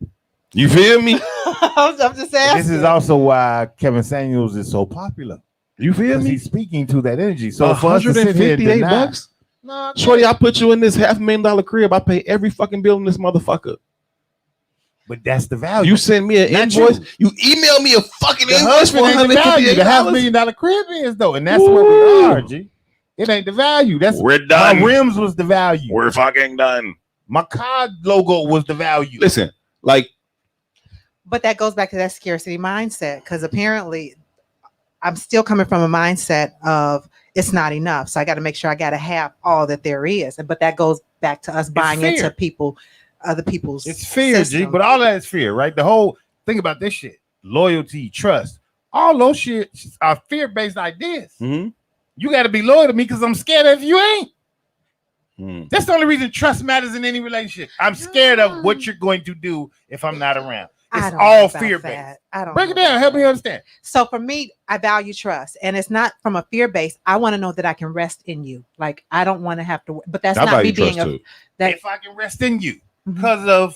Not because of fear, just because I want a place to anchor my soul and just be comfortable so we can navigate whatever else. Like we have an assignment, so let's go do this. I don't want to have to worry about me being vulnerable emotionally, or not being vulnerable. I want to be vulnerable, but not being safe emotionally. So we got shit to do. So you just said, I don't want to have to worry about. Right. Because we have stuff to do. No, not because of fear. It's the security Miss Carrie Baby was talking about. G. It's like I don't want the I want to be emotionally secure that you're not gonna fucking hurt me. No, it's fear. I mean, maybe it is, but like, it's a healthy fear in my opinion. Ain't no such thing. Fear and love can't occupy the same space. It's fear. Because if you was whole, it wouldn't matter. Trust gives you a freedom, a different freedom to work in. Okay. Trust gives you. I need to trust that you're not out here doing dumb shit. That's gonna put me at risk for whatever that's the not fuck. A fear factor. That's a security building the house factor. Still fear. No, it's not fear. It's your body having It's the a fear that I should not have, is what I'm saying. Right. No. And so if I trust you, then I don't have the fucking fear. It's one of those things that need to be in place. Like your body needs certain things to function. You need the protein. You need the carbs. I would say, baby, anchor your soul in Kentucky. I would have shooting from the 3. Thank you. That nigga's deep. Pull up on me. Listen, man. I think everybody is always making valuable points. I think both of y'all are making valuable points. I'm seeing a lot of valuable points in the comments. It's just conversations that we need to have, man. Too. I know you say you don't like the Relationship Friday conversations, but it's the foundation upon which everything else is built upon. And so we got to get this fucking shit together, and we got to get on the same page in some way, shape, or form to understand where we are, what it is we're trying to build here, and how the fuck we're gonna get there. And so these conversations become critically important. Whether we're talking about a woman with a woman for 20 years is not gay or whatever, you know what I mean? Like, we got to figure that shit out, because that shit becomes more and more prominent, more and more prevalent in our communities in a way. And again, I say this all the time, we don't have the luxury of just throwing people away. Like, we're not that deep. And imagine how we could function as a nation if we trusted one another. If we can function in a space of trust. No white folks. If we loved ourselves, that wouldn't even be an issue, though. If we really truly loved ourselves, that wouldn't be an issue. So if we're not trusted, if we can't trust, like you brought up Toussaint Leovic, I can count all the white folks I trust, and so forth, and that. I'm for real. All the white people I trust, I can count them. I know them. Like, yeah, I trust them. That one. After that, I don't trust. I don't think I've never been in a white person's house. Really? No, I've been in a white people's house. I got some white people I love and trust and care for dearly. You know what I'm saying? Like, and family. I just lied. My uncle's married to a white person. I guess that's their house. Yeah. So I've been in their house. I've been in all white households of people I've been in all white. I've been in all white households of people that I know, love, and trust, dearly. But it's like, yeah, that I can. But again, I can make. I told you a couple weeks ago on a Relationship Friday, I can't make a list of people I've had sexual relations with. I can make a list of the white people I trust, though, and it ain't that fucking long. But I can make that list. And imagine how much freedom you have to function and create when that trust is there, period. And you have to, if you can truly trust the person, you don't have to worry about them overthrowing you. Like, you tell the wrong person something, you really can't trust them, the revolution doesn't work. It gets exposed. So it's true. When we talk about relationships, it's real simple to figure it out to me in terms of like, is this really somebody who I'm supposed to be with? It's on my wavelength, or is it not? And for me, until you made this point earlier, it's like, it's just about busting the nut or whatever. It's like, after I bust that nut, do I want you to fucking leave right now? Right? And if it's like, as soon as I nut, you can go and leave, then nah, like, that's not worth it. You know what I'm saying? I'm not on that. At this point in my life, I'm not on that at all. Like, if this is like, I bust, get out, I'm not on that. Right? If I'm still trying to chill with you, have a conversation with you, lay up with you, though? Why is what? That you're not on that no more. I've just learned. I'm just at a different place in my life where I value relationships. I value myself in a different way. Therein lies the answer. Therein lies the answer. Yourself. I've begun to value me at a different level. Period. Yeah. It ain't nothing about the external shit. Yeah. It ain't nothing about that. It's me. Yeah. Right? And when you are whole, all that other shit don't matter. Exactly. It's when just you're noise. Whole.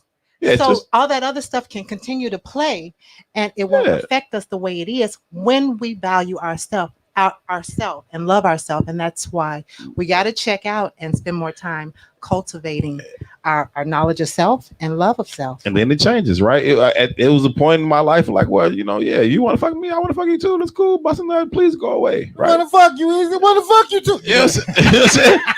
now it's like, nah. Like, I walk around. I'm outside a lot. I go to places and shit, and I'm decent looking dude with a decent amount of swag and charisma and charm. I could, stumble upon some pussy here and there, but By accident, huh? That's how it is out here for you, G. Man. Just dead ass, like no arrogant shit. I'm any nigga, right? Any nigga that's halfway nice looking, halfway got a little swagger to him, halfway charming. You go the fuck outside. You could go get some pussy today. What did you say? Over. But I'm just not. That's not what I'm on no more. You know what I'm saying? Like either we got something or we don't. And if we don't, over. Thanks for the offer. My own bullshit. What's she gonna say? What's she gonna say? She gonna call me on some my own You bullshit. know what you said that day. What? Because at a certain age, it's up to 21, you're chasing it, and after 21, it's chasing you. It's just what it is. That's what I heard. I don't know. I have not experienced that part of my life yet. And I change my opinions every 3-4 days. You know. We gotta go, man. Last thing before we get up out of here, real quick. 2, you get pranked. You're not married. You're on the street. You walk up on a game show. You get pranked into kissing a transgender woman. I'm in jail 20 minutes later. We need bond money for 2 bands, something like that. Jules? I can't imagine that happening. I don't attract that type of energy. No. You walking down the promenade or whatever. She don't meet the transition. She meets the 20-year relationship lady that's not lesbian. Right. The plastic pipers. This woman been eating my box for 20 years. I am not attracted to women. What? Hey, we gotta learn.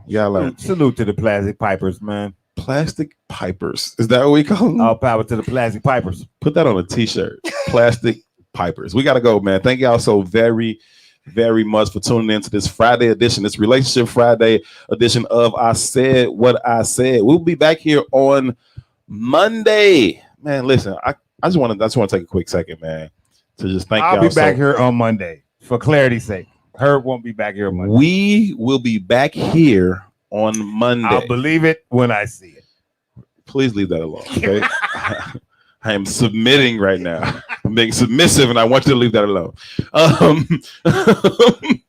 We'll be back here on Monday, 1 p.m. Central Standard Time. Thank y'all so very, very much for all of y'all input and contribution to this conversation, man. I cannot tell y'all enough how much we appreciate y'all, how much y'all are valued, and how much y'all are a part of everything that I said. What I said is, I swear to God, I mean that from the bottom of my heart. So does too. Like it is.